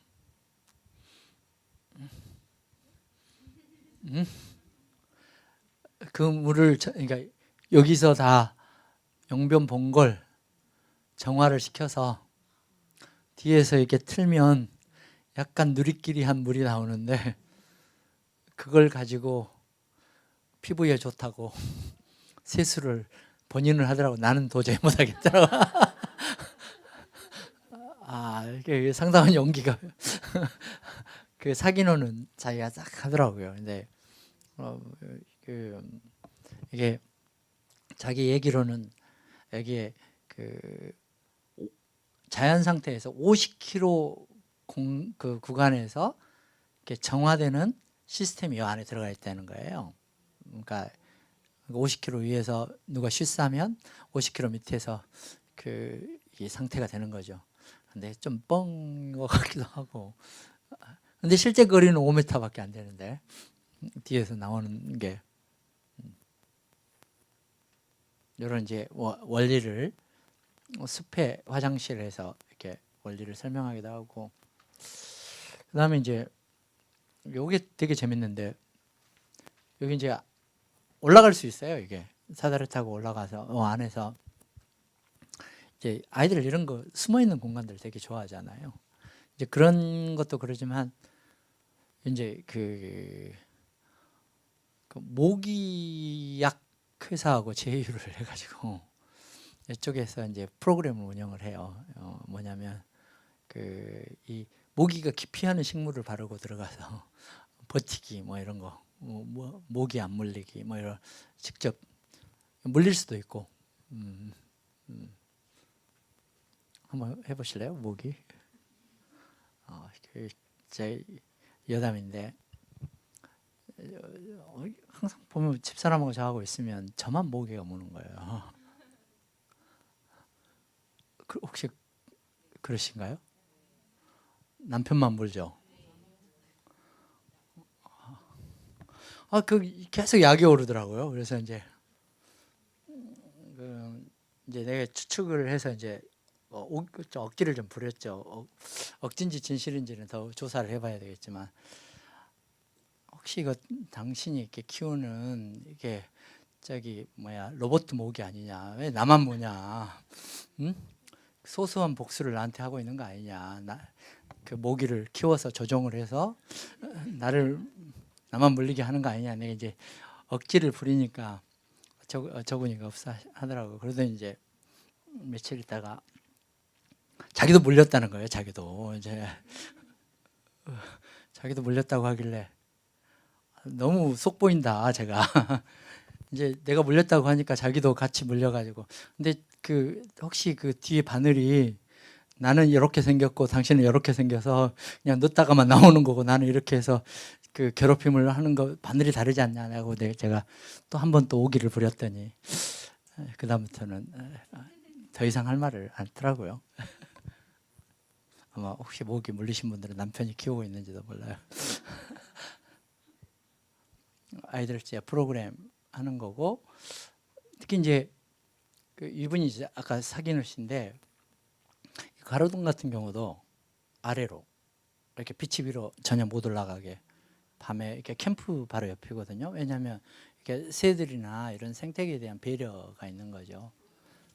아주 사소하지만 이런 것들이 이거 다 숯가꾸기 다 한 거예요. 이거 다 해야 빛이 들어가니까. 그리고 밑에서 올라오는 발화되는 식물들 있잖아요. 그거 전부 이렇게 꽂아가지고 아이들이랑 이렇게 모니터링 하기도 하고요. 그러니까 큰 면적이 필요한 게 아니라 요 안에서 한 그 격자 1m, 1m 딱 격자 해놓고 거기서 발화하는 식물들 조사하기 뭐 이런 것들 하더라고요. 뭐 애들 뻑뻑 기어다니면서 하죠. 그리고 이제 이게 이제 그 일본의 전통적인 방식의 우물 파는 방식인데 이렇게 넓게 파서 안으로 이렇게 들어가서 물 나올 때까지 이렇게 파는 이런 이제 우물 파는 방식인데 그 방식을 응용을 해가지고 이렇게 자연스럽게 이렇게 강의실 만들고 필요하면 여기다가 데크 깔아서 공연 하고요. 그러니까 좀 그 자연 공간들을 꽤 요것도 물론 낙하산 폐기물 활용하는 거고. 그다음에 이제 물과 관련돼서는 여기서 이제 수력 발전을 합니다. 수력 발전해서 그 소수력 발전해서 이렇게 돌리고 뭐 해봐야 뭐 전등 한두 개 켜는 정도 수준이긴 하지만 그래도 이렇게 물로 전기를 만들 수 있다는 거. 그것도 이제 뭐 그 아주 큰 투자를 한 게 아니라 정말 물레방아 돌려가지고 수차 돌리듯이 이렇게 발전하는 방식을 하고 있고요. 이런 이제 그 수생식물 관찰하는 우리가 지금 수변 공간들이 별로 없어가지고 조금 에코센터 같은 경우 좀 아쉽긴 한데 그렇습니다. 그리고 여기 아까 물레방아고요.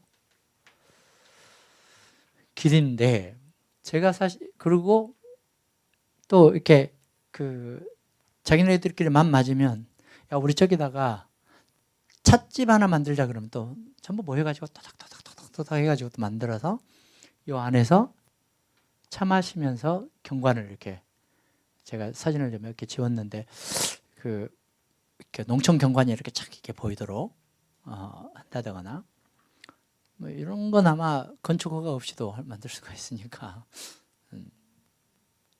그 다음에 이게 이 움막도 다 자원봉사자들이 다 만든 겁니다. 만들었는데 여기에서 잘 수 있는 사람은 여기 볼런티어로 활동한 사람만, 다른 사람은 손을 안 보탠 사람은 못 자게. 그리고 이 논도 굉장히 소중한 비오톱이니까 이건 12달 내내 365일 물을 빼지 않습니다. 그리고 완전히 자연농으로.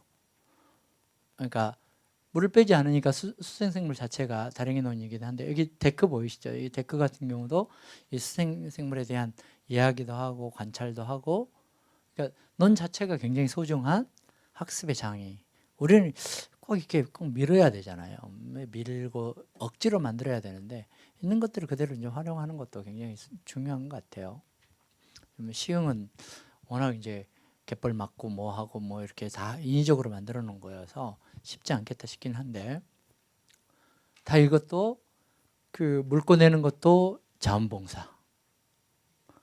그다음에 제가 지금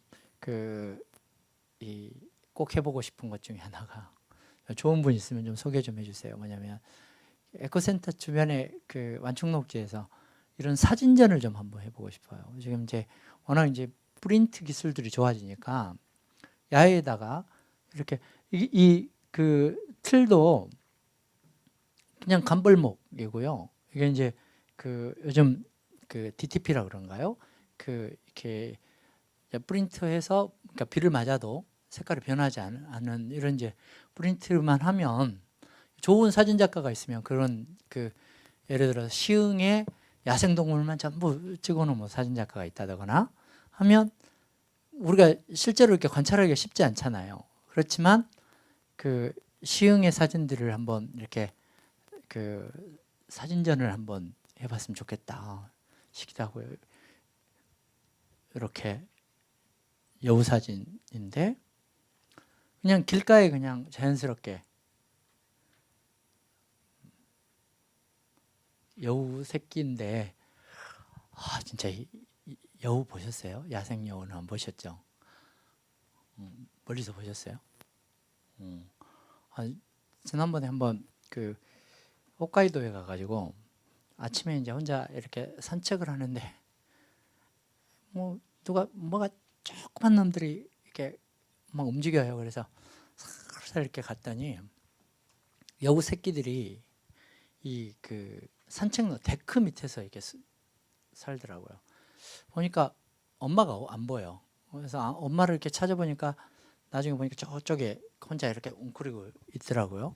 근데 여러분들이 이렇게 한 거리를 한 1, 2m까지도 안 도망가요. 근데 정말 이쁘더라고요. 그러니까 왜 여우한테 홀리는지 알겠더라고. 이게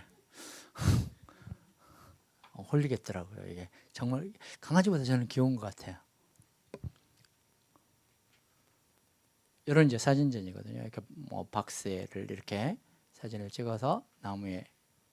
그러니까 꼭 이렇게 그 일반적인 우리가 좀 이렇게 역시 마지막으로 이렇게 승화하는 것은 문화인 것 같아요.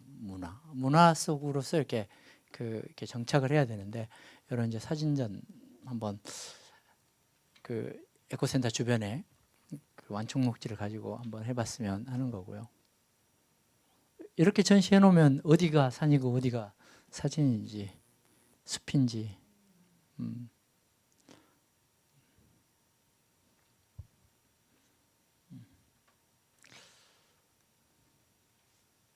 충분히 저희들도 할 수 있잖아요. 그 다음에 이게 이제 그 사람들 말로는 생명탑이라고 얘기를 하는데 여기다가 이렇게 이 간벌재들을 계속 이렇게 싸가지고 그 안에 낙엽들을 모아가지고 이렇게 애벌레들 키우는 거예요. 애벌레 그러니까 작은 비오톱을 만들어가지고 이제 관찰을 할 수 있게끔 하는데 이거 잘 만들어야 되더라고요. 자기네들도 좀 시행착오를 했다 그러는데 이렇게 놔두면 제일 문제가 되는 게 아래가 썩어요. 먼저 땅하고 지면하고 닿기 때문에 아래가 썩어가지고 나중에 무너져 버려요. 그러니까 그 처리를 잘 하고 해야 되더라고요. 안 그러면 무너지더라고요. 그리고 이것도 이제 실험을 하는 건데 아이들이랑 함께 실험을 하는 건데 뭐냐면 전부 이렇게 베가지고 이 침엽수들을 베고 그 밑에 어떤 잠재적인 씨앗들이 발화를 하는가 이걸 관찰하는 거예요. 이것도 1년 걸리겠죠. 뭐 봄이 돼야. 그리고 이게 베고 난 다음에 낙엽이나 이런 거 좀 긁어주고 하면 지금 이제 얼러지가 지금 올라와 있는 것 같은데 얼러지죠? 맞죠? 얼러지가 지금 올라와 있어서 그러면 이제 나중에 제가 혹시 마지막 강의에서 뭘 좀 보여드리면 좋을까 지금 고민을 좀 하고 있는데 홋카이도의 숲의 정원에 대한 얘기를 조금 보여드리면 어떨까 지금은 고민을 하고 있습니다. 거기서도 이렇게 완전히 이렇게 이 숲속에 빛의 양을 조절을 해가지고 밑에서 잠재되어 있는 식생들이 이렇게 올라오게 되면 그걸 가지고 이제 이 산책로를 하층에 야생화가 자생하는 그걸 이어서 산책로를 만들어서 정원을 만들어. 그러니까 심지 않고 자연이 잠재되어 있는 그 잠재력을 활용해서 이렇게 숲의 정원을 만드는 이런 것들을 좀 하세요. 그러니까 그런 것들은 충분히 이제 가능한 얘기거든요. 지금 안산에서도 좀 고민을 하고 있는 것 같더라. 안산 이제 뭐 숲의 도시 뭐 안산 뭐 지금 그걸 준비를 하고 있어가지고 고민을 하고 계시는 것 같더라고요. 근데 뭐 시흥은 안산은 숲으로 가고 시흥은 물로 가야 되나? 뭘로 가야 되나? 바다가 가까이 갯벌로 가야 되나요?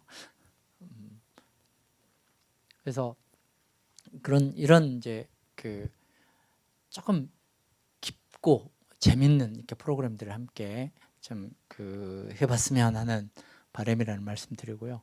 이건 이제 특히 이제 계곡부 같은 경우가 요즘 이제 문제가 좀 되거든요. 넝쿨이나 이런 것들이 너무 많아가지고 이렇게 우거지다 보니까 이렇게 식생들을 이렇게 다 피합해 버려가지고 이게 이 생태계가 굉장히 좀 안 좋은 상태가 많아요.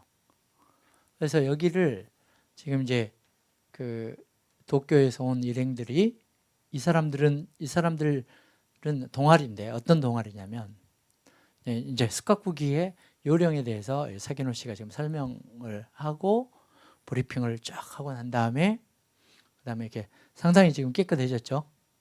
아까하고는 다르게 지금 깨끗이 정리를 하고 난 다음에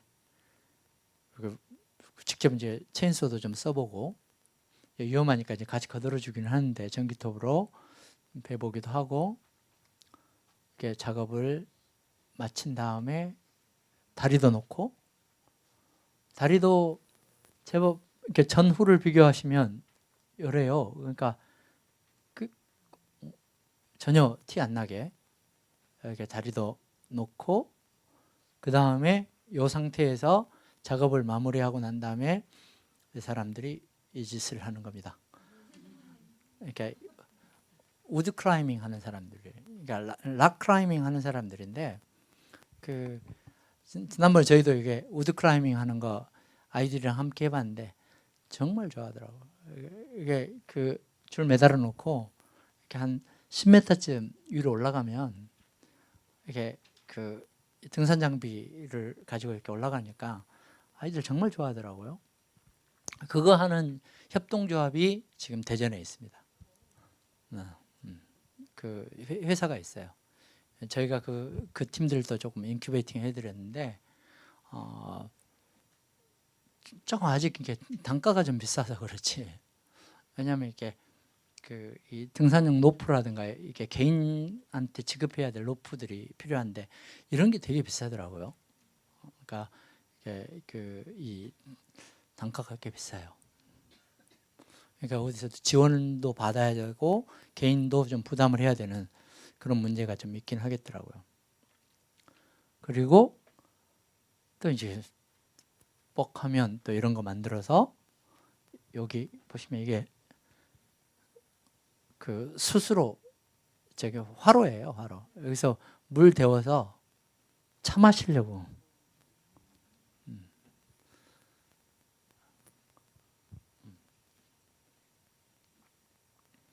꼭 이런 자리를 보면 꼭 만들고 싶은가 봐요, 사람이라는 게. 마지막 장인데 이게 이제 아까 말씀드린 30박 31일 하는 프로그램 중에 이게 한 100km를 이렇게 행군이라고 해야 되나? 아이들이랑 같이 이렇게 바닷가에서부터 산 꼭대기까지 이렇게 쭉 하면서 이렇게 체험하는 과정들을 하는 또 과정이 있어요. 그러면 마지막에 이제 하천에서 또 카약 타고 이렇게 얼마나 즐겁겠습니까? 그러니까 재밌게 하는 게 근데 아이디어만 좀 잘 내면 정말 재밌게 할 수 있는데 하여튼 이런 것 저런 것들을 지금 이 초록백옷 시흥 아카데미에서 시흥 에코센터에서 한번 해보고 싶은데요. 많이 좀 도와주세요. 이게 정말 이렇게 평소에 생각하셨던 것들을 감추지 말고 저도 이제 얘기를 꺼낸 거긴 한데 제 얘기 중에 거의 한 90% 정도는 현실성이 없는 얘기일 것 같아요. 제가 생각해도. 그렇지만 함께 이렇게 꿈꾸고 함께 이렇게 만들어 나가는 과정 속에서 이제 확률들을 계속 이제 높여 나가는 이제 이런 과정이 있을 것 같고요. 그러니까 또 좋은 아이디어가 있으면 저는 그걸 가지고 또 기업의 후원이라든가 이런 것들을 좀 잘 연계해서 프로그램을 좀 현실화 시켜보려고 좀 노력도 할 생각이고요. 뭐 이제 이런저런, 그러니까 중요한 건 우리가 꿈꾸는 게 굉장히 중요한 것 같아요. 제가 그 생명의 숲에, 생명의 숲 국민운동 혹시 아세요? 생명의 숲에 그 오리지널 member예요. 그러니까 오리지널 멤버라는 게 창립 단계에 기획위원으로 참여를 해서 생명의 숲 셋업하는데, 이럴 때 이제 그 뭐 최열, 문국현 뭐 이런 분들하고 산림청하고 이제 그분들이 앞에 나섰지만 실무적인 걸 이제 백업을 해줬었고요. 뭐 그게 이제 97년 얘기니까 제가 97년에 학교 교수가 됐거든요. 그러니까 교수가 되자마자부터 이제 시작을 한 게 생명의 숲 운동이었고, 98년에 IMF 터지고 숙각국이 일자리 뭐 이렇게 하고, 그 다음에 그 녹색 자금, 그러니까 녹색 복권 가지고 또 기금 마련하는 거, 그 다음에 했던 게 이제 서울숲 35만 평 그거 그 숲으로 만드는 작업을 할 때 뭐 기금 마련하고 한, 그때 이제 시민 모금 해가지고 그 덕을 본 사람이 MB죠. 근데 저렇게 사고 칠 줄은 몰랐죠. 이렇게 좀 뼈저리게 후회를 하고 있습니다. 그러니까 그 결과적으로 도와주는 셈이 돼버려가지고. 근데 그때도 MB 때문에 고생을 좀 많이 했어요. 왜냐하면 이제 MB를 설득하려고 그러니까 시장일 때 이제 공무원들을 설득을 해야 되겠더라고요. 공무원들을 설득하려고 공무원들을 한 4시간 정도 같이 워크숍 하면서 이렇게 우리가 비전을 쫙 이렇게 설명을 하고, 사실은 시흥도 그런 과정이 좀 있었습니다. 그래서 그 공무원들이 납득을 하고 이제 시작을 한 건데, 근데 이제 MB가 시장을 하면서 딱 가이드라인을 준 게 뭐냐면 노루사슴이 뛰어노는 장대한 숲을 만들어라. 그러니까 그 훌륭하신 공무원들이 어떻게 이제 생각을 했냐면, 어디서 원인도 이 출처도 할 수 없는 흙을 5천 트럭을 갖다 거기다 부어놨죠. 그 다음에 그 강원도에서 큰 소나무 파다가 전부 옮겨놨죠. 그거 사진 찍으려고. 그 다음에 그 사슴 키워버린 거죠. 그러니까 이게 모르겠어요. 이게 리더가 가이드라인을 한마디를 노루사슴이 뛰어노는 장대한 숲을 만들어라니까 작은 나무를 심을 생각을 안 해요. 환장하겠더라고요. 왜냐하면 이게 토양이 그 아까도 이렇게 억지로 부어놓은 거기 때문에 토양 공급이 없어요. 그리고 거기에 어떤 게 함유가 되는지를 몰라요. 그러면 나무를 심어도 뿌리가 호흡을 못하기 때문에 큰 나무는 죽습니다. 근데 작은 나무는 이게 사용하는 토양이 윗부분을 사용하잖아요. 그러니까 잔뿌리를 내리면서 자기가 이 공간을 이렇게 만들어 나간다고 크면서, 처음에는 이제 성장이 좀 더디긴 하지만, 그래서 아까 그 교토부의 지사가 작은 나무를 심는 게 맞아요. 그렇게 해야 오래 이렇게 이 시간이 걸려서 이렇게 이 숲이 만들어지는 건데, 이제 그렇게 안 하니까 어떻게 해요? 이제 또 전부 다시 이제 구멍 파서 호흡할 수 있게끔 공기 집어넣는 파이프 꽂고 영양제 주고 그 미친 짓을 또 다시 시작을 하는 거죠. 제가 흥분하게 돼요. 그 상황만 생각을 하면. 가지고 이제 제가 시장실을 한 2번 찾아갔는데도 잘 안 되더라고요. 이게 한 번 딱 이렇게 본인은 그때 누구야, 강타, 그때 한참 뜨는 애들 있잖아요. 걔네들 불러가지고 H.O.T 불러가지고 사진 찍을 생각만 하는 거예요. 이게 이제 그 결과가 이제 대선에 나가게 되는 결과로 가기는 했지만, 4대강만 안 했어도 그래도 괜찮을 텐데, 하여튼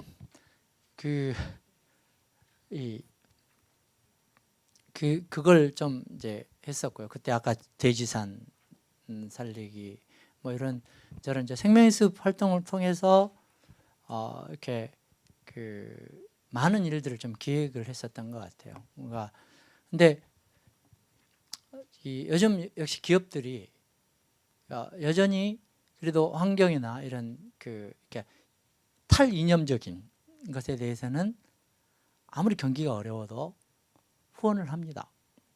좋은 아이디어만 있으면. 그러니까 좋은 꿈을 꾸는 게 지금 우리한테는 필요한 거지 현실을 고민할 필요는 없는 것 같아요. 자꾸 이렇게 좋은 꿈을 꾸다 보면 그게 현실화가 돼가는 것 같아요. 그러니까 저도 참 그 놀랐던 것 중에 하나가 그때 그 돈 모으는데 생명의습에서 이렇게 활동하는 돈을 모으는데 1년에 한 90억 정도 예산을 모았어요. 근데 NGO가 90억 모으기가 그렇게 쉽지가 않잖아요. 지금도 지금 생명의습 예산이 한 35억 정도 되거든요. 근데 이제 기업들이 많이 내요. 뭐 삼성화재도 냈고, 그다음에 뭐 유한킴벌리 물론 냈죠. 뭐 그다음에 뭐 G마켓 등등 뭐 이런 기업들이 후원을 한다고요. 그래서 시흥 에코센터도 그런 이 기업들도 좀 참여할 수 있는 지금 고민 중에 하나가 그 앞에 있는 그 전기 자동차 아이들 타는 거 그거 그 공간을 어떻게 더 아주 스마트하게 잘 꾸밀 수 있을까 뭐 이제 이런 고민들을 하는데 뭐 계속 지금 얘기 나누고 있는데 폴리 아빠를 만나볼까 뭐 저기 그 라바 아빠를 만나볼까 등등 이제 고민을 좀 하고 있는데요. 뽀로로 아빠도 다행히 그분들하고는 좀 교분이 있어요. 왜요? 아니 뭐 그분들하고 이제 왜 어떻게 해서 그 교분이 있냐면 서울의 남산에 그 니라 초등학교 바로 아래 보면 서울 애니메이션 센터라는 게 있어요. 근데 그게 이쪽 TBS 쪽 그 교통방송 소방방재청이 그 교통방송 쪽으로 지금 이전을 해서 확장을 하거든요. 확장을 하면서 이제 거기를 지역사회하고 어떻게 그 공유할 수 있는 공간으로 만들어서 그 일본이나 중국 관광객들이 활용할 수 있는 공간으로 이렇게 가져갈 건지에 대한 요즘 그런 이제 프로젝트가 진행이 되고 있는데 거기에 제가 참여를 하고 있어요. 그러다 보니까 거기에 그림을 그리는 사람은 저기 뽀로로 아빠고요. 뽀로로 아빠가 적극적으로 참여를, 나바 아빠도 참여를 하고 있고 폴리 아빠도 참여를 하고 있어서 그분들하고 이렇게 자연스럽게 좀 얘기할 기회가 좀 많아서 여기도 좀 한번 어떻게 우리 폴리가 제일 낫지 않을까 싶기도 한데 교육적인 근데 어떻게 그분들한테 그 좋은 아이디어를 가지고 제안을 그분들도 윈윈 해야 되니까 우리만 좋은 게 아니라 기업도 좋아야 되잖아요. 이 좋은 이미지를 가져가든 뭘 가져가든 자기네들이 투자한 것에 대한 뭐 이렇게 가치를 가져갈 수 있게끔 우리가 기획을 그러니까 역시 꿈꾸는 게 굉장히 중요해요. 네, 그러게요. 시흥의 캐릭터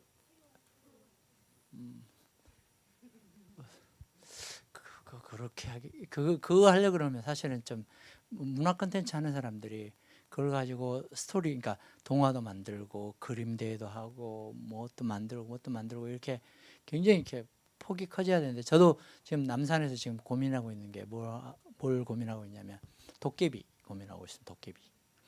남산이 도깨비가 많았다네요. 옛날부터. 남산 도깨비는 도대체 어떤 모양일까 뭐 이런.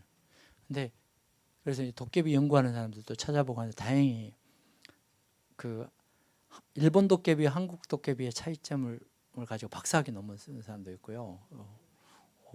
재밌는 사람들 많더라고요. 근데 그 논문을 쓴 사람이 다행히 또 아는 사람이더라고요. 저희 과에 같은 연구 교수로 있는 친구의 언니예요. 언니가 그 도깨비 연구를 했더라고요. 박사학위로. 그러니까 이게 조금 시흥도 좀 캐릭터를 좀 조금 재밌게 만들어야 되는데 거기 그 칸쿤이라고 하는 이제 도깨비 캐릭터를 만드는 데가 있어요. 남산에도. 근데 그게 아직 대중화가 안 돼요. 지금 이제 연예인들 정도만 그 입고 다니더라고요. 왜냐하면 이렇게 다른 데서 이렇게 거의 없는 브랜드다 보니까 이렇게 그 연예인들 마켓은 좀 되는 것 같아요. 좀 독특해요. 뭐 이렇게 힙한 모자에 뭐 이런 등등. 지난번에 저도 얼떨결에 뭐 모자를 하나 샀는데 도저히 자신이 없더라고요. 제가 쓰는데 자신이 없어가지고 아들 줬는데 아들도 안 쓰더라고요.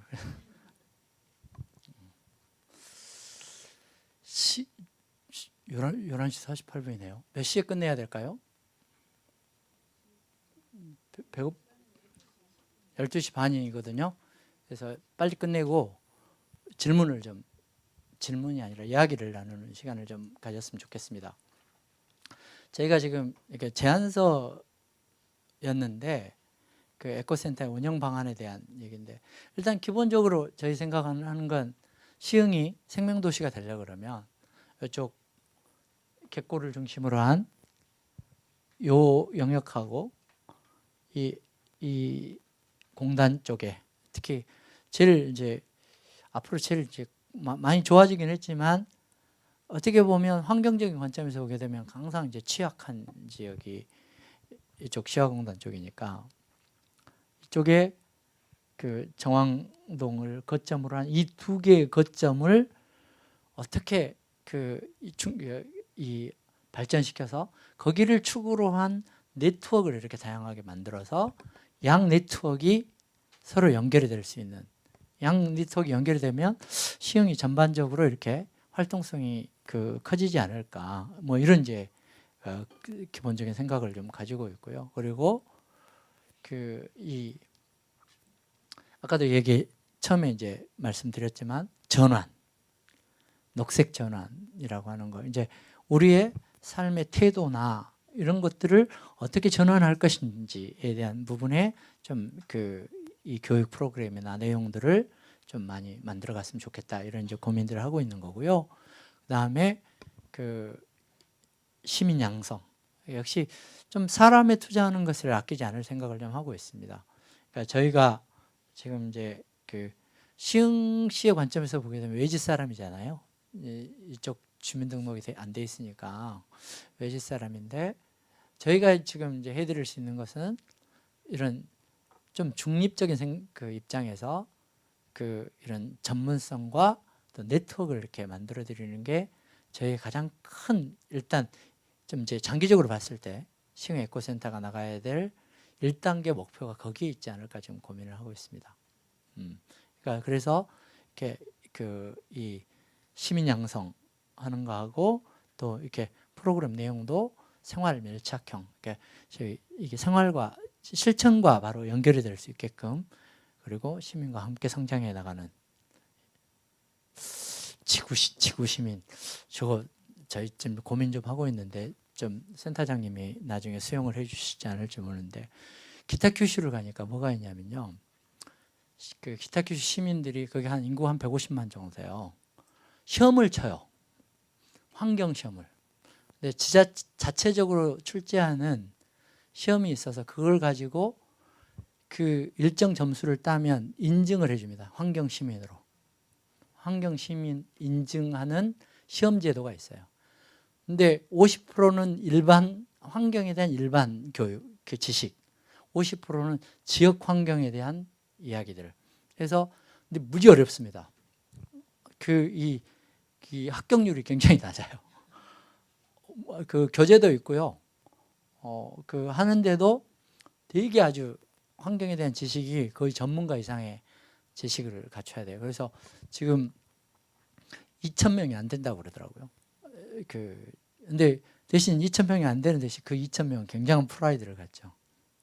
근데 우리도 시흥에 환경 시민 이렇게 좀 한번 교재도 만들고 이렇게 해서 여기 계신 분들은 합격하시지 않을까요? 조금 공부해서.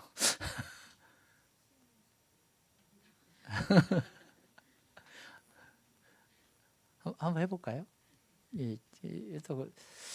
그리고 지금 이제 앞으로 3년간은 이제 인력 양성이라든가 전문 지도사, 지역사회 연계 기반 마련하는 쪽에 주력을 하겠다가 이제 금방 말씀드린 것처럼 그렇고, 그다음에 이제 특히 이제 2단계에서 자원봉사자들의 역할들이 좀 더 커질 수 있게끔 가져가고, 그다음에 공간적으로도 센터 외부 공간들하고 이렇게 연계. 지금 아마 한 3년 동안은 이렇게 센터 공간 채우기도 굉장히 쉽지 않을 것 같긴 해요. 현실적으로 보면 꿈은 광대하나 이렇게 시작은 그래도 본진을 제대로 꾸려놔야 이게 이제 네트워크도 확장이 될 수 있지 않을까 싶고요.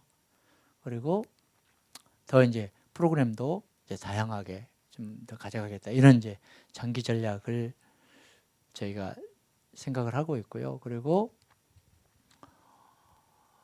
운영 목표는 뭐 뒤에는 3년간은 지금 이제 또 이걸 3년으로 좀 나눠서 일단 그 시가 요구하니까 3만, 4만, 5만 이렇게 숫자는 적어놨으나 이게 안 될 수도 있고 뭐 이렇게 3만, 4만, 5만이라는 게 한 20만, 30만도 될 수 있어요. 금방.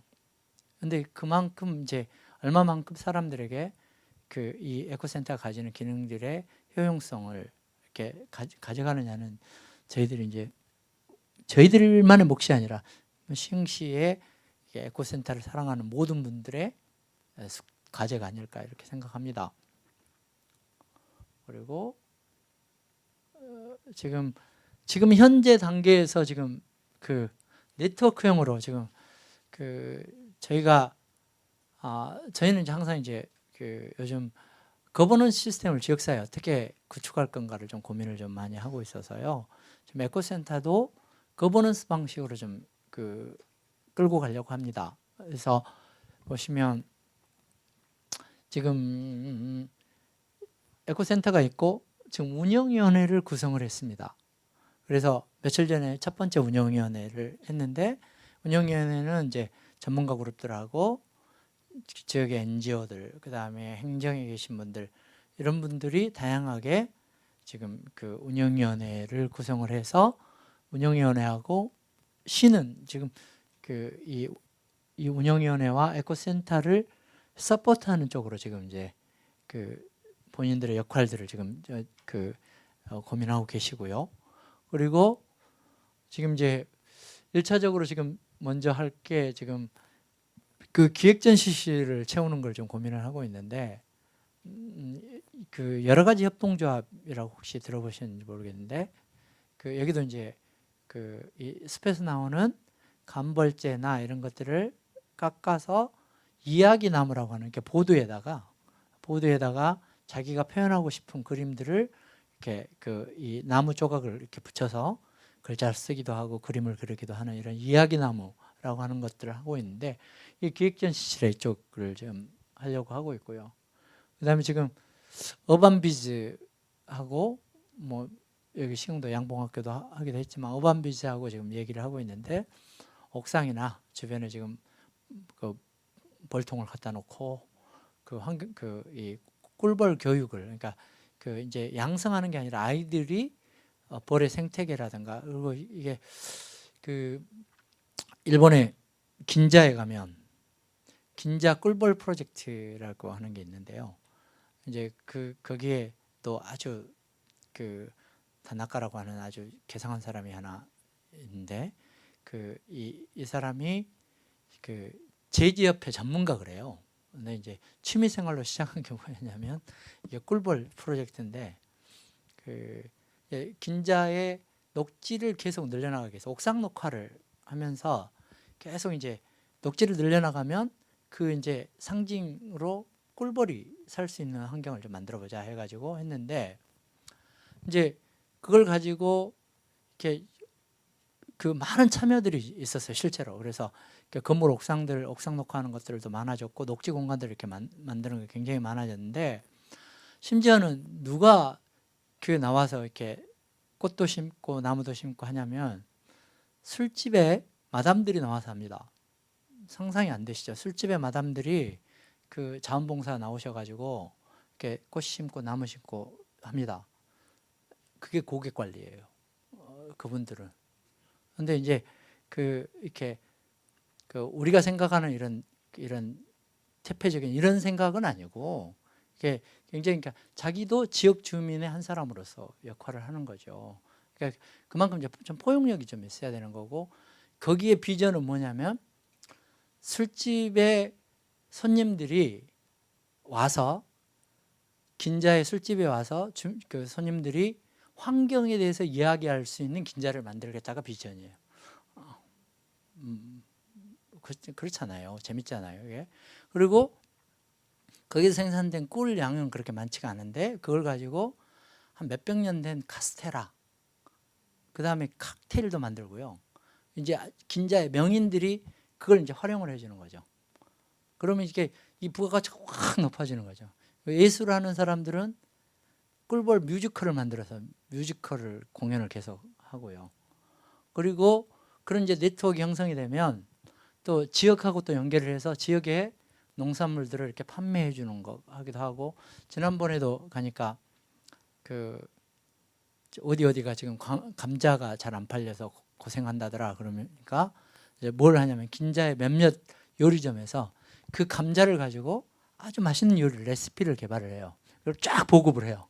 감자 소비량을 이렇게 높여놓는다거나 하는 이런 이 지역사회가 이렇게 협력을 하면 되게 재밌는 결과들을 많이 만들더라고요. 그래서 이런 어반 비주로 우리가 이걸 시작은 하지만 조금 더 이렇게 확장성을 갖고 단순히 벌만 보고 있는 건 아니다. 말씀드리고 싶고요. 그 다음에 뭐 환경교육연구소, 농원에코센터, 생명의숲 이런 데가 지금 운영위원회에도 참여를 하시면서 저희 일들을 좀 이제 자문도 해주시고 도와주고 계시고요. 그리고 이제 지금 고주희 선생님도 참여하시지만 갯골에 지금 거버넌스 조직 협의회를 지금 구성하는 걸 지금 준비를 하고 있습니다. 근데 거기가 좀 되면 또 같이 협력하는 프로그램이나 이런 것들을 하고, 또 지역 기업 주민 자문위원회 이런 지역 공동체가 이런 전체 네트워크를 형성을 해서 에코센터를 좀 운영해 나갔으면 하는 생각이고요. 그리고 보조 인력이라고 좀 표현해서 그러긴 한데 사실 어떻게 보면 주인 인력인 것 같아요. 주인. 제가 보기에는 지원 보조가 아니라 저희가 보조 인력이고, 이게 여기 지역에 계신 분들이 이렇게 잘 활동할 수 있도록 저희는 도와드리는 역할인 것 같고요. 보조는 우리고 여러분들이 주인인 것 같아요. 그래서 이렇게 초록 105씨 양성하는 거, 양성도 좀 그렇죠. 양성 누가 누구를 키웁니까? 함께 크는 거지. 예. 그리고 대학생 인턴십, 시흥시의 공공근로 뭐 등등 이제 이런 연계고리를 가져가겠다라고 하는 거고요. 그리고 이제 가급적이면 시흥시의 이제 특성을 처음에 저기가 만들어질 때 이제 환경부 지원을 받아서 하다 보니까 시흥시의 특성은 전혀 없었는데 중간에 그나마 에코센터가 좀 컨셉을 바꿔서 시흥의 이야기를 좀 넣었어요. 그래도 제가 보기에는 약한 것 같아요. 저는 시흥의 환경 문제와 시흥 사람들의 관심사가 중심이 됐으면 좋겠다 싶은데, 앞으로 저희도 이제 그 부분에 대해서는 많이 약하니까 많이 도움을 주시면 좋겠다 싶고요. 그리고 거기 이제 36.5가 카페도 하니까 오셔서 개모임도 하시고, 그 다음에 뭐 거기 공간들이 교실이 많아요. 그러니까 뭐 위원께서는 거기에 뭐 웨딩도 했으면 좋겠다 뭐 이런 제안을 하시던데, 하여튼 시민들이 활용할 수 있는 공간으로 이렇게 충분히 학회나 모임이나 이런 것까지도 가능할 것 같아요. 공간이 꽤 있어서 많이 활용하시면 좋겠다 싶고, 그 다음에 또 이제 언제쯤 실현이 가능할지 모르겠지만 또 이제 주변에 외국인 근로자들이 많으니까 그분들을 위한 공간들을 어떻게 좀 마련할까, 좀 이런 이제 고민도 좀 하고 있습니다. 그래서 이 초록 105씨, 그 다음에 기존의 자원봉사 시스템하고 연계하는 것, 그 다음에 이런 강사진으로서 참여를 해주셨으면 하는, 나중에 아마 이런 얘기들은 더 많이 나오지 않을까 싶네요. 그래서 제가 전부 다 얘기해버리면 나중에 그 다음 강사진들이 하실 얘기가 없어가지고.